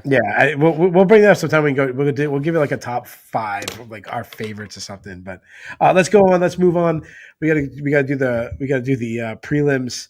I remember there was an Avril Lavigne. I'm sorry, she's too young to make your Rocky Girl list, right? She's 40. Oh, is she? Oh, she has the exact same birthday as my youngest brother. Like they're both born on September 27th, 1984. So I always know exactly how old Avril Lavigne is at any given moment. It makes me weird and kind of creepy. I just always but at least she's 40. It's not like, oh yeah, man, she's 19. Like when she was rocking and everything, she liked yeah, she very Canadian. She looked like she was 20. Speaking of Canadian, my wife is Canadian, and yeah, like you apparently grabbed the last good one. Yeah, Canada. Anytime when she was in her like 20s, anytime somebody ever said like, "Oh, you look like it fill in celebrity," multiple people said she looked like Jewel. So, and I think Jewel was Canadian too, wasn't she? No, Jewel's grew up in Alaska, so might as well be Canadian. So, Canadian weather, but more expensive healthcare. Yeah. Yeah, I should have said my celebrity crush was Jewel just for that. Yeah. So the prelims, The headline of the prelims, Dan Ige took on Sean Whitson. Ige winning by third round TKO. What a weird matchup. First of all, it looked like a varsity basketball player fighting like an elementary school player. The size difference, but your boy Ige against all Dude, odds. I love it. this was my worst pick on the night. Like I got, there's going to be talk about the stoppage, but you know what? I don't care about the stoppage because again, I didn't bet money on this fight.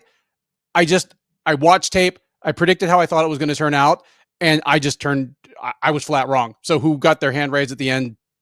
Less important to me, If this gets reversed to a no contest, which it won't, but even if it did, like a week from now, it doesn't make me any smarter. I thought Woodson was gonna kind of school Ige on the feet. I thought Ige had trouble with taller, rangier boxers that threw a good jab and threw in combination. I was thinking of kind of how Calvin Kattar handled him, and nope, Ige made Woodson so uncomfortable. Yeah, it's so funny because the broadcast team made it seem like Woodson was destroying Ige, and I thought it was much closer. And we'll get to the stoppage in a second. I had it 1-1 heading into the third. How did you have it scored heading into the third? I'd have to. That's fine. It's okay if you don't have it on top of your head. But I think I'd given Ige the first two rounds. So the judges, all three judges, had a 2-0 Ige heading into the third. So that's Ige. I saw that they said that. Like I saw the subtitle go across the thing. Is that right, or was he reading the scorecard wrong? Because that means if we hadn't gotten the stoppage there, we would have been headed for a real robbery. Like, because if Woodson made it to the end of that round and ended up losing a 29-28 decision all around because Ige had already, or no, like if Ige would have won anyways. Yeah, never mind. Like it's late. Yeah. Someone check check that for us to see if that was correct. Because I heard that all three judges had Ige up 20-18. Sean Woodson bothers me because, and I think I thought the broadcast made the fight seem much bigger, like Woodson was way out, but they also were bashing him too, saying, to me, he fights down to his competition a lot. He cruises way too much. I think Daniel Cormier broke it down well when he said he wasn't sitting on his punches at all, so he's not connecting with power, and he should have a lot of power. He goes right to the cage. That just seems so weird, and he has improved his takedown defense, and I mean, he had actually a decent scramble when it looked like Ige was taking him down, but overall, I thought it was a really poor showing. Now, get to the stoppage. I don't think it was poor enough that the fight should have been stopped. Either that stoppage was horrendous. I think it was one of the worst stoppages I've ever seen. Yeah, it was terrible. Like, I mean, he was on his way up. Like, I mean, in fairness, he did eat some shots, but even like he's shooting a single, he's got the leg.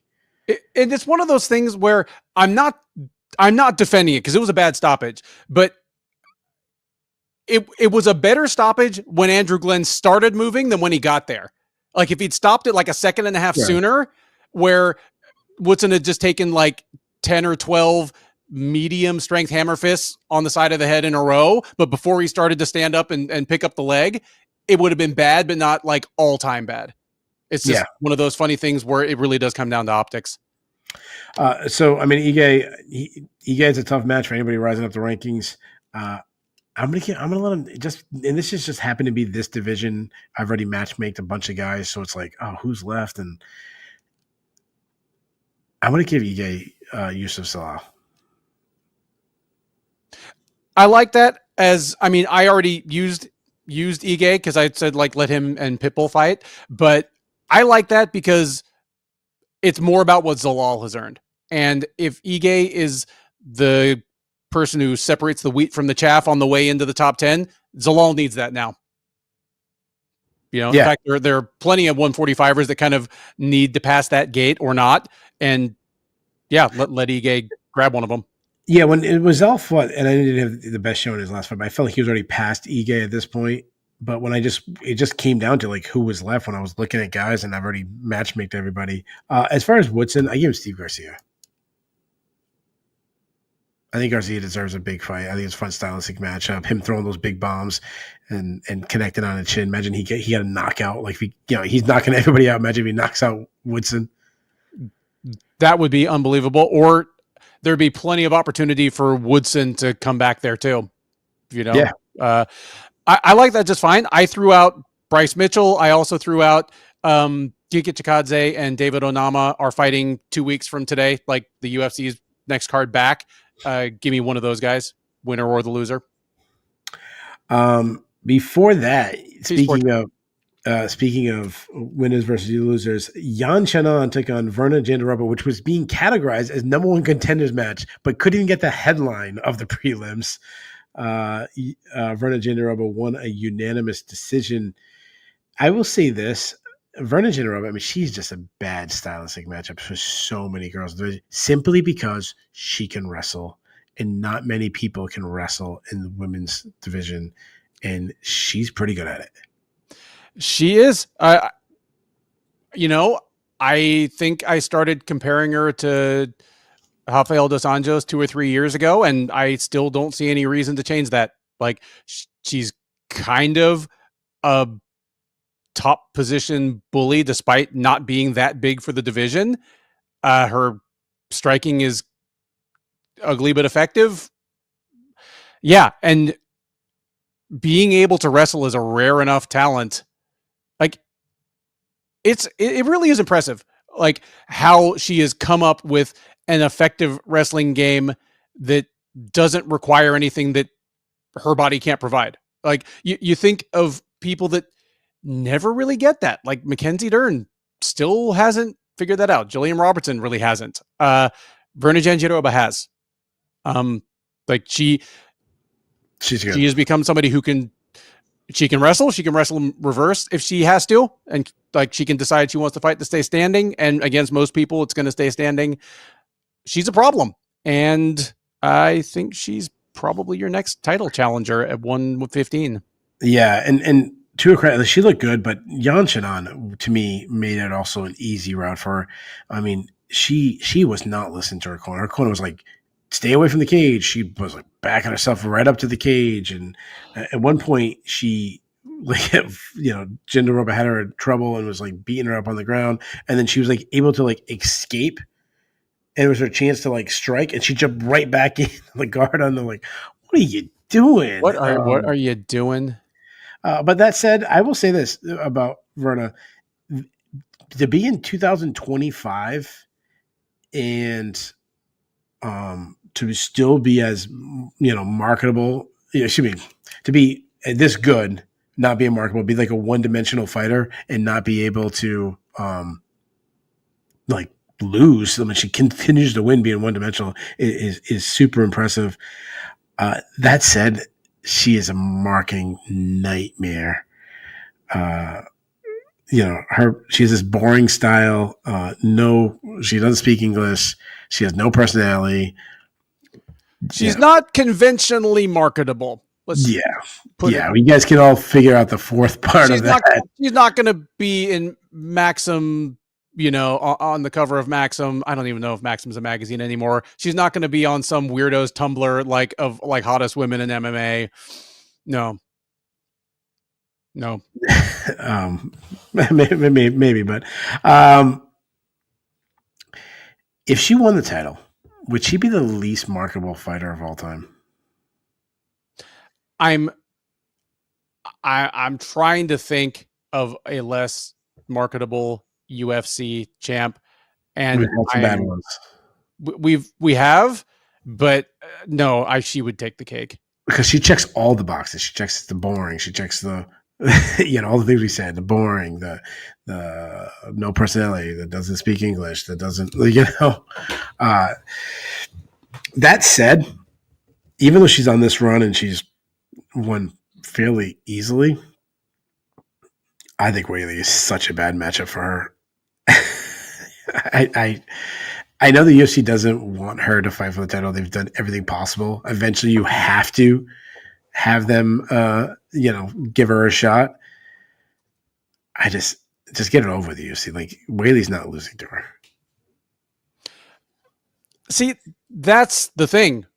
Like, if you dread the idea of Virna Jandiroba being UFC champ, like if you're the UFC and you don't want her to be your champ, get her that shot now while Weili Zhang can make it not your problem anymore. Because if Weili retires, moves up, decides she wants to go have a baby for 2 years or something, Verna's fighting somebody for that vacant title. She's probably going to crush him, and you're in for the Virna Jandiroba era.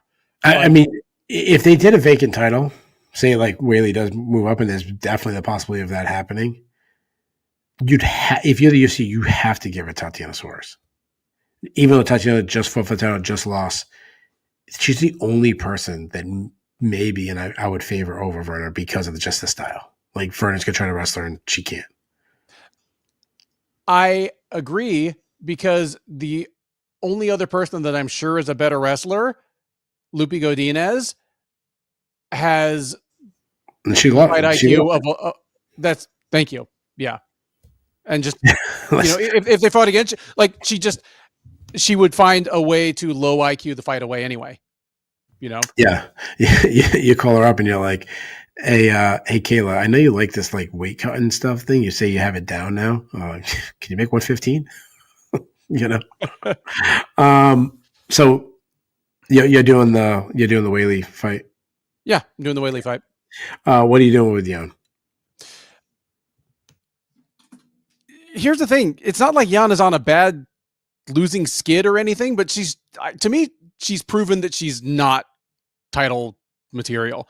So she needs to take on an up and comer. Jackie Amorim is fighting in 2 weeks. If she beats Poliana Viana, that's like 4 or 5 straight for her. Otherwise, Jillian Robertson is fighting Marina Rodriguez like another week after that. If Robertson wins, that's like 5 in a row for her.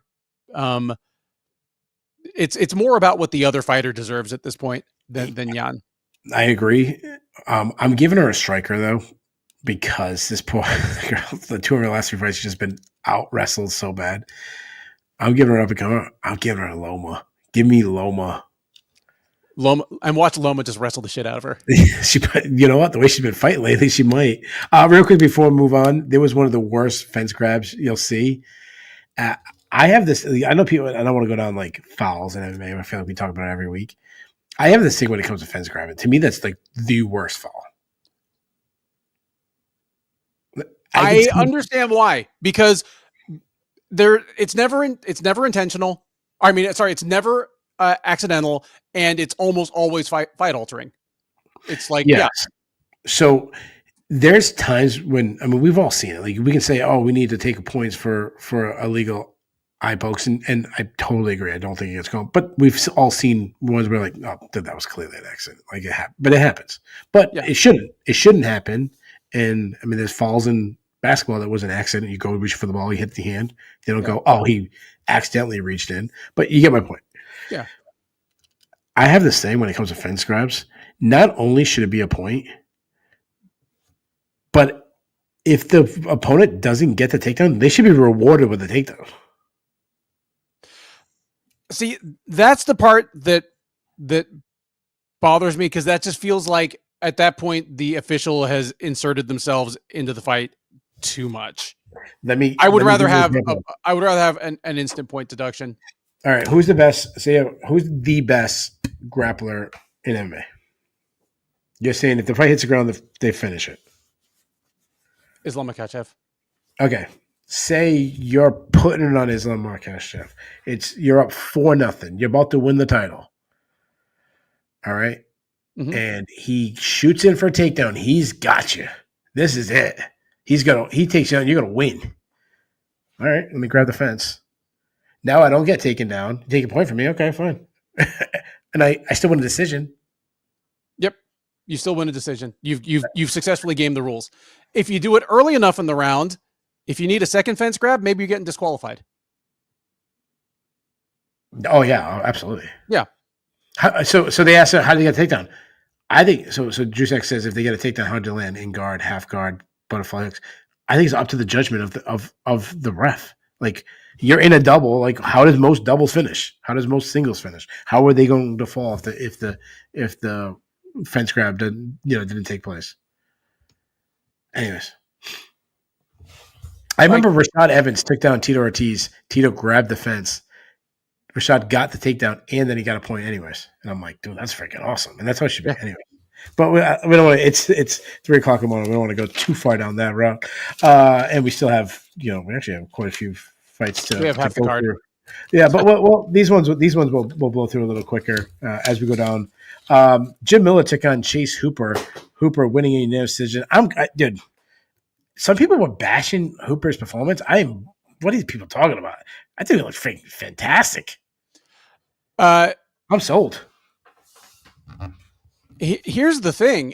If you're just watching this in a vacuum and you see Hooper just kind of win a pretty one-sided, uninspired looking decision over Jim Miller, you're like, oh, that wasn't that impressive. But then when you realize that Miller is still finishing solid UFC lightweights at this point in his career, and for him to just look that flat and that ineffectual makes Chase Hooper's performance look really, really impressive. Like I'm with you. I thought Hooper looked incredible tonight, and most of the incredibleness of it is how pedestrian he made Jim Miller look. Like that's the first time Jim Miller looked that old. Like it was kind of sad. If you didn't know better, you'd think that Miller was on this kind of like Sam Alvey type run where he'd lost 6 fights in a row and just looked like a dead man walking.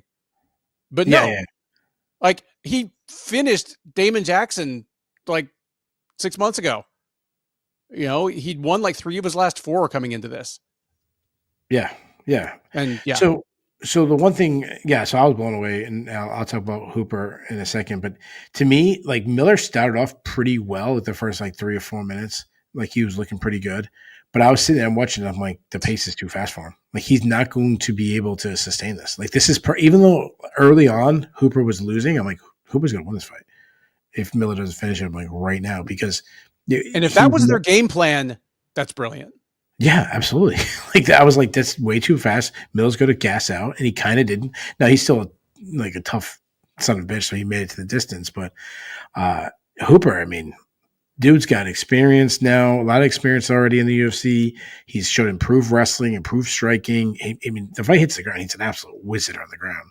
Mm-hmm. And he's just going to continue to improve. He's at the age.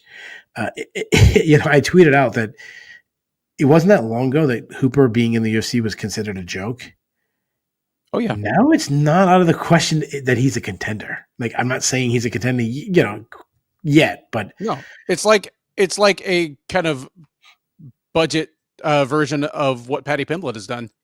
Yeah, exactly. Where he's gone from a kind of one-dimensional guy who looked like he had a hard ceiling to a guy that looks like he might actually be a contender. Yeah. Yeah. I mean, he's a perfect example of, we continue to say, don't give up on guys too early. And he looks good. I'm giving him Bobby Green next. He said he wants a young guy. I'm giving him another veteran, but a step up. Bobby Green smashed Jim Miller. I'm giving him Bobby Green. I like that. Did you have any other names or no? No. All right. Before that, so I had I did okay in my picks, but I had a very bad night on upset picks. I picked 5 upsets. I went 0 for 5 in my upset picks. I feel like all of them were actually kind of close to hitting. Not all of them. 2 of them were really bad. This was the second really bad one. I took Darren Elkins to pull off a huge upset against Julian Erosa. These are both iconic guys, our preview show favorites. Damn. I don't think Erosa looked good. I mean, giving up takedowns against the absolutely slowed down, like Elkins looked like a giant tortoise out there the way he was moving, but he was still getting like snatch singles. But damn, did Elkins look bad? He looked terrible. Oh, it was hard to watch. He got up kicked and he never recovered. At one point, when the referee jumped in to stop the fight, he like just touched like he like like he jumps in and like just pushes their arms away from both guys to like to like separate them. He like pushed Elkins. Elkins felt it looked like Elkins got rocked again by the referee Yeah. pushing him apart. Yeah. Like it was almost a significant strike. Yeah, I was like, holy Christ. Um, yeah, it might be time for Elkins to hang him up.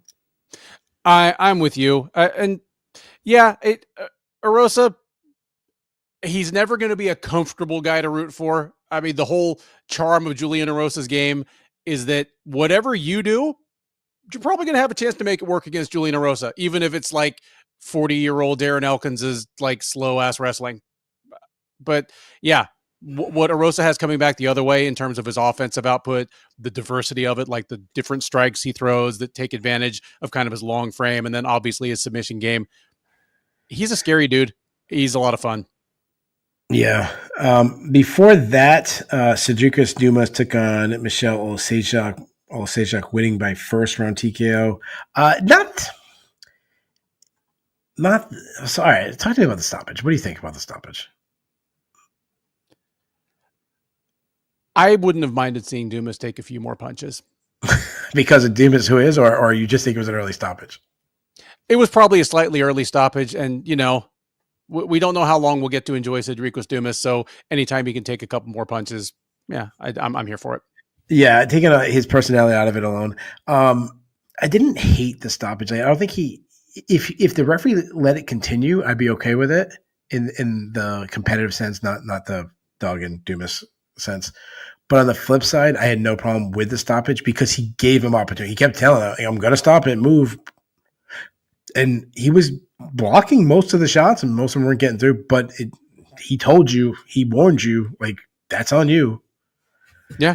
And then, I mean, and not like he was going to win. I mean, he like this actually is probably a good thing for him because now he can have an excuse because Olsejak was putting down him. I mean, he dropped him right before that. He wasn't reacting to the strikes well. He hated the pressure from Olsejak. Like there was one point where Dean Didacoma even like made fun of him, like the way he ducked out. Like, dude, that's an overreaction to the strikes coming at him. Yeah. And how about Olsejak? We talked about the fighting nerds earlier, like how much improvement. Now they're getting fighters to come to their. That's the sign of real success. Yeah. Like Michelle Olsejak is with a bunch of Brazilians now training with the fight nerds. I love it. Like leaving a probably very comfortable existence in Poland to go spend like months on end down in like some hot ass gym in Brazil. Yeah.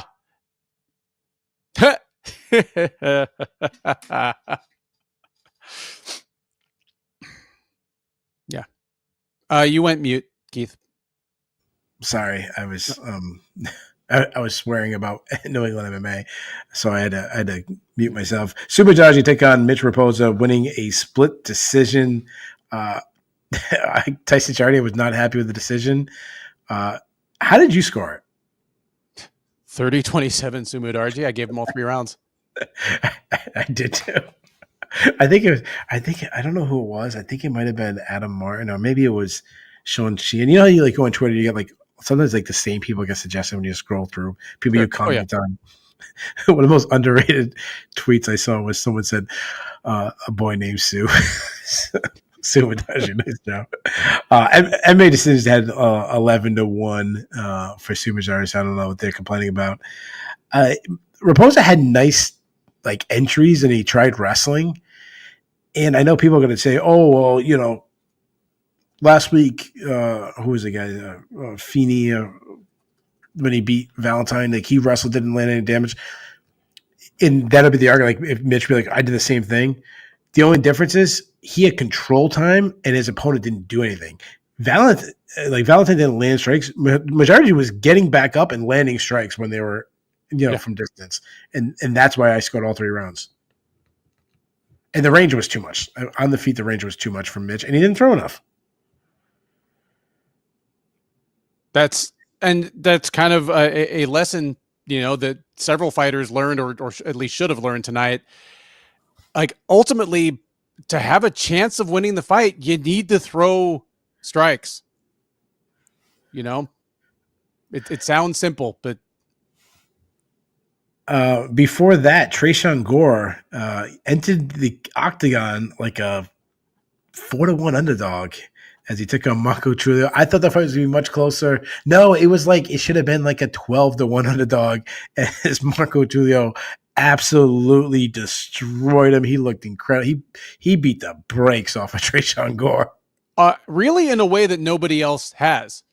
Like, Gore to me has felt like still, even though, yeah, I know he's 30, but a promising guy that's still learning his craft and has some good natural gifts. Tulio just wrecked him. So either Gore just isn't who we thought he was, or Tulio is even better than we thought he was. Yeah, and I mean, he was a minus 350 favorite or something. So yeah. Yeah, when I was watching this happen, and I was like, "Damn, Tulio's clowning on him." I just kept thinking the same thing. Like, the best thing that happened to Gore is that fight with Bo Nickel fell apart because he would have got trashed in that one too. Tulio, I think he might have been living in the moment a little too much. He beat up Trayshawn Gore. He called for a fight with Marvin Vettori. I thought that was a little silly. I don't think Vittori's taken that kind of fight yet, but still a good night for Marco Tulio, who Vittori's sitting at home with his pants on backwards, going, "Who the fuck is this guy?" Yeah. Well, as Noma Dumont's boyfriend, so he's got some game, so good for him. And the opening fight, Haley Cowan took on Nora Cornell. Cornell winning by second round submission. Not all good for Cornell as she missed weight. And I know she talked to broadcast about some health thing or I don't know. Whatever. But you got a striker who's adding some submission skills. And are you believing in Cornell a little bit, or is this just what I'm kind of feeling that Haley Cowan is not UFC level? Women's 135 is basically the same as men's light heavyweight. Almost everybody's good at something, but nobody is well-rounded. Tons of them have bad fight IQ. Tons of them have bad cardio. Like, this just felt like a light heavyweight fight to me. I think I say they're all good at something, but none of them are good at fighting. It's like Cowan's good at gymnastics. Cornell apparently is good at eating, baking or something. So there you have it, guys. We've covered all 13 fights. What pretty long time. Let's get into the fun stuff. Ben, I have a very short cut list. How many do you have on your cut list? Oh, I have one. Let's see if I have two. I'll give you my one as you look to see if you have two. I only have one, and he's from my neck of the woods. I'm cutting Mitch Raposo. He's 0-2. Raposo was the definite one for me. I was kind of looking and wondering whether like someone like Dumas needed to go, Elkins, but no, it's just Mitch Raposo. Yeah, I thought about cutting Dumas, but then I'm like, dude, the guy actually has a better record in the UFC than I thought he did. He's better. So, he doesn't have a bad record in the UFC, let him fight. Just put him against Dustin Jacoby or somebody next. Yeah, and I thought about cutting Haley Cowan, but her opponent missed weight, so she gets a little bit of a pass on that. Her opponent missed weight, like she was winning the fight. She won the first round. 35. Yeah. Let's get into dudes seriously. I don't have the biggest dudes seriously list I normally do. Ben, do you have any dudes seriously's? I didn't notice any as we were going, actually. All right, so I'll give you some. I don't know if you saw Michael Chandler's entrance into the arena tonight. He was with his kid and his wife. His wife's a very beautiful, attractive lady, but it looked like she was wearing two belts, which was really weird. Like, dude, seriously? Come on, Mrs. Chandler, do better. Cub Swanson was in the crowd, which is always fun, and we obviously have a lot of respect for that legendary guy. But the dude was wearing a hat that said "Ultimate Fighting Veteran," and it was like in the same design as like men who were like World War II veteran or Korean War. Like, dude, don't do that. Like, you fight in an octagon. These people have fought. Like, people have died for doing. Like, don't follow that. And Cub Swanson's a really respectful guy. I don't think he really thought it. It looks bad. Like, dude, seriously. Like, don't do that. The UFC The big thing they kept promoting tonight was like who's the featherweight goat, and they talked about Jose. What we talked about earlier tonight, Jose Aldo, Max Holloway, Alex Volkanovski, and then they threw in Ilya Taporia with his one title defense. Could he gone on to become the best? Sure, but he's not in that conversation. Like, dude, seriously, John Anik. There's a difference between the best and the greatest. Yes, you know, in 2012, I thought healthy Cain Velasquez could beat any other heavyweight ever to walk the planet. I would never make the case that he was the greatest because he was out too much. But sure, yeah, there's a difference. And my last one's a good one, dude. Seriously, I didn't mention this already, but Chase Hooper put Jim Miller in the banana split. Like, dude, seriously? Oof. Nice job, Mr. Hooper. Nice stuff. Like that's wrestling room hazing stuff right there. If that like happens to you in a real match, like move to a different school. Yeah, that's like when my son, who's 10, is wrestling like the 14-year-old, and he like, the 8th grader, 9th grader grabs Robbie, puts him in it, and Robbie's like screaming, "My nuts!" But he did that to Jim Miller on a paper on ESPN. Like, come on, dude. All right, Ben, do we have the awards? We have the awards. We have a fight of the night and 2 performances of the night. Fight of the night main event. Yes, fight of the night was the main event. Paddy's got a performance. Paddy has a performance. Oh, Gene Silva. You are correct. You agree with them? Did you have any other ones you'd replace? No, I'm fine with it. I don't know. I might give Dominic Reyes something. Reyes had, a great finish. Marco Tulio, performance, pillar to post, unbelievable. But I'm okay with the ones that won. Okay. Yeah. There were some really, really big moments. Yeah. Let's get to the Bulls and the Bears. The Bulls and Bears are a stock market reference. You want to be on the Bulls list. You do not want to be on the Bears list. We do it hockey style, 3, 2, 1. Let's go negative, Ben. Is that all right? All right. Yeah. You mind if I kick it off first? Go for it. My number 3, ignoring all, he's already killed his own stock with the shit he says, but his actual in-cage performance, I want to go Bryce Mitchell. The guy's lost 2 out of his last 3 fights. His one win was against Kron Gracie. Does that even count? No. Bryce Mitchell, his stock has really plummeted. My number 2, she's lost some studs and possibly the 2 best in the division, but she's still lost 2 out of 3, and she's nowhere in the title picture right now. Yan Shannon has lost 2 out of 3. Her stock has really dropped. And my number 1, if it wasn't for Alex Volkanovski, saved the old guys. I was putting all the old guys in. Obviously, Alex Volkanovski saved that. So I'm going with the Bellator guys, Michael Chandler, Patricio Pitbull, arguably the 2 best Bellator fighters ever, with respect to Eddie Alvarez and a couple other people, but not a good night for Scott Coker and the crew. No, remember the glory days of Bellator as they both got smashed tonight. Ben, what do you have? I agree with all of yours, and in fact, several of yours were actually on my list. I'll add 2, and the first one I'll add. This is not expressly political. If you're familiar with us and our show at all, you can guess which ways Keith and I vote. But I said the same thing after UFC 296. I'm going to say it again. Bears tonight, MAGA fighters. 90% of American UFC fighters are probably Trump supporters. But once again, the 2 that would most have loved to celebrate a win with President Trump, Michael Chandler and Bryce Mitchell, both lost horribly. You go back to UFC 296. It was, Covington, Durden, and Mitchell that night that Trump was there. It was a huge deal. All 3 of them lost. Durden and Mitchell got blown up, and Covington just lost an absolutely dreadful 50-45 or 49-46 to Leon Edwards in the main event. I don't know if there's Trump curse. So Ben, real quick. Maybe Bryce Mitchell couldn't fight well tonight because the devil himself, Elon Musk, was in attendance because he loves Trump and hates Elon.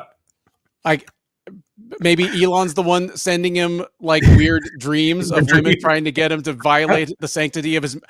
Oh God! Okay, so I mean that one once again. Can I throw another celebrity crush in there? Yeah. Oh, Tulsi Gabbard would totally get it.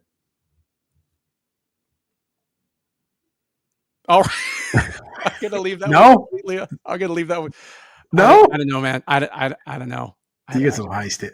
You got some high state. That's because you felt. That's because you feel. Or maybe I'm just letting personal biases like freaking like you feel betrayed because she went from the wrong side. She saw the light. She came to the right side. That must be it. The only other one I'll throw out there is Sean Woodson. Like his first loss in the UFC.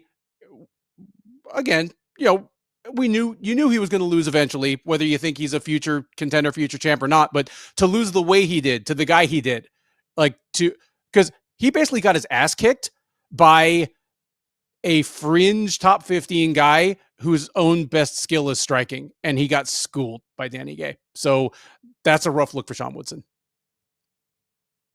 Let's go over to Bulls, Ben. What do you have for your Bulls? These are the ones who had a good night. Bulls. Chase Hooper. He has always had kind of, a quirky little bit of charisma. I assumed that he was going to kind of lose his way out of the UFC. Like, I really did think of him as like featherweight, lightweight Mickey Gall. He's much better than Mickey Gall ever was. He is a legit UFC lightweight right now.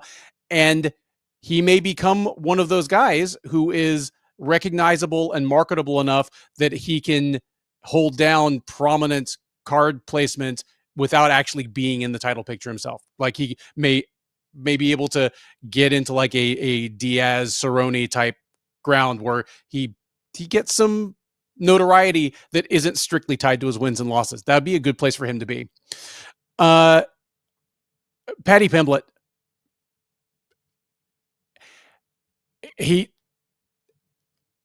You can put an asterisk next to any of his wins, but ultimately you are what your record says. Like, sure, if you're dying to see Paddy lose, if you're dying to see him get his block knocked off, somebody eventually is going to do it. But right now, he keeps beating pretty damn good fighters in increasingly diverse and fearless ways, and just doing his thing on the mic. And the sport is a more interesting place when he's doing his thing on the mic. So I like that. Ben, can I interrupt you for a second? Of course. Because you said that you could like pick at his record. Yeah. Who does Sherdog have as the number one ranked fighter in the world right now, pound for pound? Islam Makhachev. All right. Who was his last opponent? Wasn't it Alexander Volkanovski? It was Renato Moicano. It was Moicano on 24 Hours Notice. He was like, what is he ranked? Is he barely ranked in the top 15? Yeah. And before that, what was it? Undersized. I don't know exactly. I don't have it on top of my head, but undersized Alex Volkanovski, who's 36 years old and he's lost 3 out of his last 4 fights. Yeah. On 2 weeks' notice, and before that was. You get my point. We could do with the best fighter in the world. Of course. No. So I know you weren't. You're agreeing with me. I want to show people who say, "Oh my God, you only beat this guy." Like, anyways, sorry to interrupt. Continue. Go with your number one. And I'll throw out there Jean Silva for all the same reasons that it was a terrible night at the office for Bryce Mitchell. Obviously, like he got beat bad. He got beat in his own wheelhouse. He got beat in front of at least a couple people that I'm sure he thinks of as his idols. For all the inverse reasons, it was a great night at the office for Jean Silva, even more so than Pimblett. He just keeps knocking down every obstacle they put in front of him. He has his own kind of quirky charisma. And I mean, when you have a guy that barely speaks English and is already like electrifying crowds like this well, that's a good sign. So you said a lot of mine. One thing I will say about the fight nerds, just to add on the John Silva, not just that they're winning, but they're creating stars too, like marketable stars. You think Ruffy and Prates and Gene Silva. When you have Bahayo, who is the highest ranked of them, and he's probably the least marketable guy right now in their camp. They're doing some freaking great things. But I'll give you. I totally agree with all three that you said. You took two of my like top ones, so I'll give you some other ones. How about Marco Tulio? I mean, it's goalie on the prelims, but now 2-0, put on destruction, and he's dude's dating Norma Dumont. Life is good for Mitch Tulio. They tried to rob him this week, and I'm sure that didn't work out too well. Hopefully, those guys look worse than Trayshawn Gore, who tried robbing him, I suppose, at the airport or something. My number two, again, Paddy Pimblett was super high on mine, so I had to cross that one off. But Dominic Reyes, 3 wins in a row. He went from is he about to get cut from the UFC to I'm talking about him fighting, number one contender matchup. Let it roll, Dominic Reyes. And my number one, you know me, I always have this rule. If you win a UFC title, that's legacy. It's old news for Alex Volkanovski, but he's the champion again. He's the best featherweight in the world. But he's going to shoot up to number one in the Sherdog rankings again, shoot up in the pound for pound rankings. Give me Alex Volkanovski.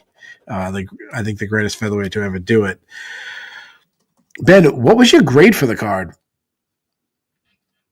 Give it a minus. I thought it was a really, really fun card. A few of the fights didn't totally deliver.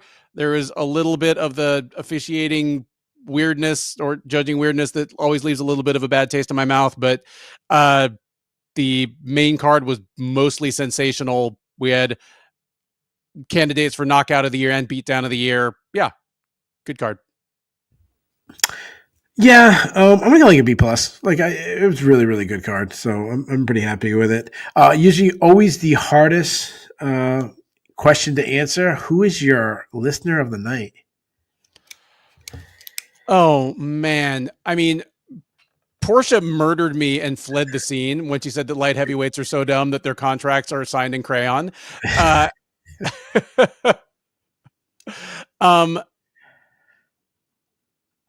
Yeah, okay, she can't win anymore. She's retired from consideration, but I'll go ahead and give it to Portia for tonight. We started the show, it was like 6 a.m. for her. Now she's out walking her dogs, after breakfast or something, the morning walk. I think she deserves it. I'm going to go with a guy. He asks a lot of questions and always insightful questions. He's got some pretty funny jabs. He stayed with us all night, which is always a plus. He asked to go all the way to like 6 a.m. We didn't make it 6 a.m., but we made it to 3:30 in the morning. So I'm going to go with my man, Antoine Willis. I think Antoine did really well tonight. So he'll be my listener tonight. So there you guys have it. We have covered UFC 314. This is the Shillan Duffy recap show. Thanks for listening. Thanks for sharing. Thanks for commenting. We ask that you like, subscribe, tell your friends about the show. Keep pumping this. We love this community. I love doing the recap. It's probably maybe my favorite time of the week. So anyways, we have a week off. There is no UFC, so we will not have a preview show until we're breaking down Ian Machado Gary taking on another Fight Nerds, Carlos Puertas, and then we'll be right after that recapping it. So enjoy your week off, do something fun. Yeah. I wish Gary versus Prates was this coming week. I want to talk about that fight and I want to see that fight right now. There you have it. But in more better news, we closed the poll after I got absolutely shellacked in the pancakes versus waffles poll. Ben got shellacked with the people being on my side when it comes to Tulsi Gabbard. So anyways, there you guys have it. Thank you so much. Thank you for listening. We'll see you guys next time.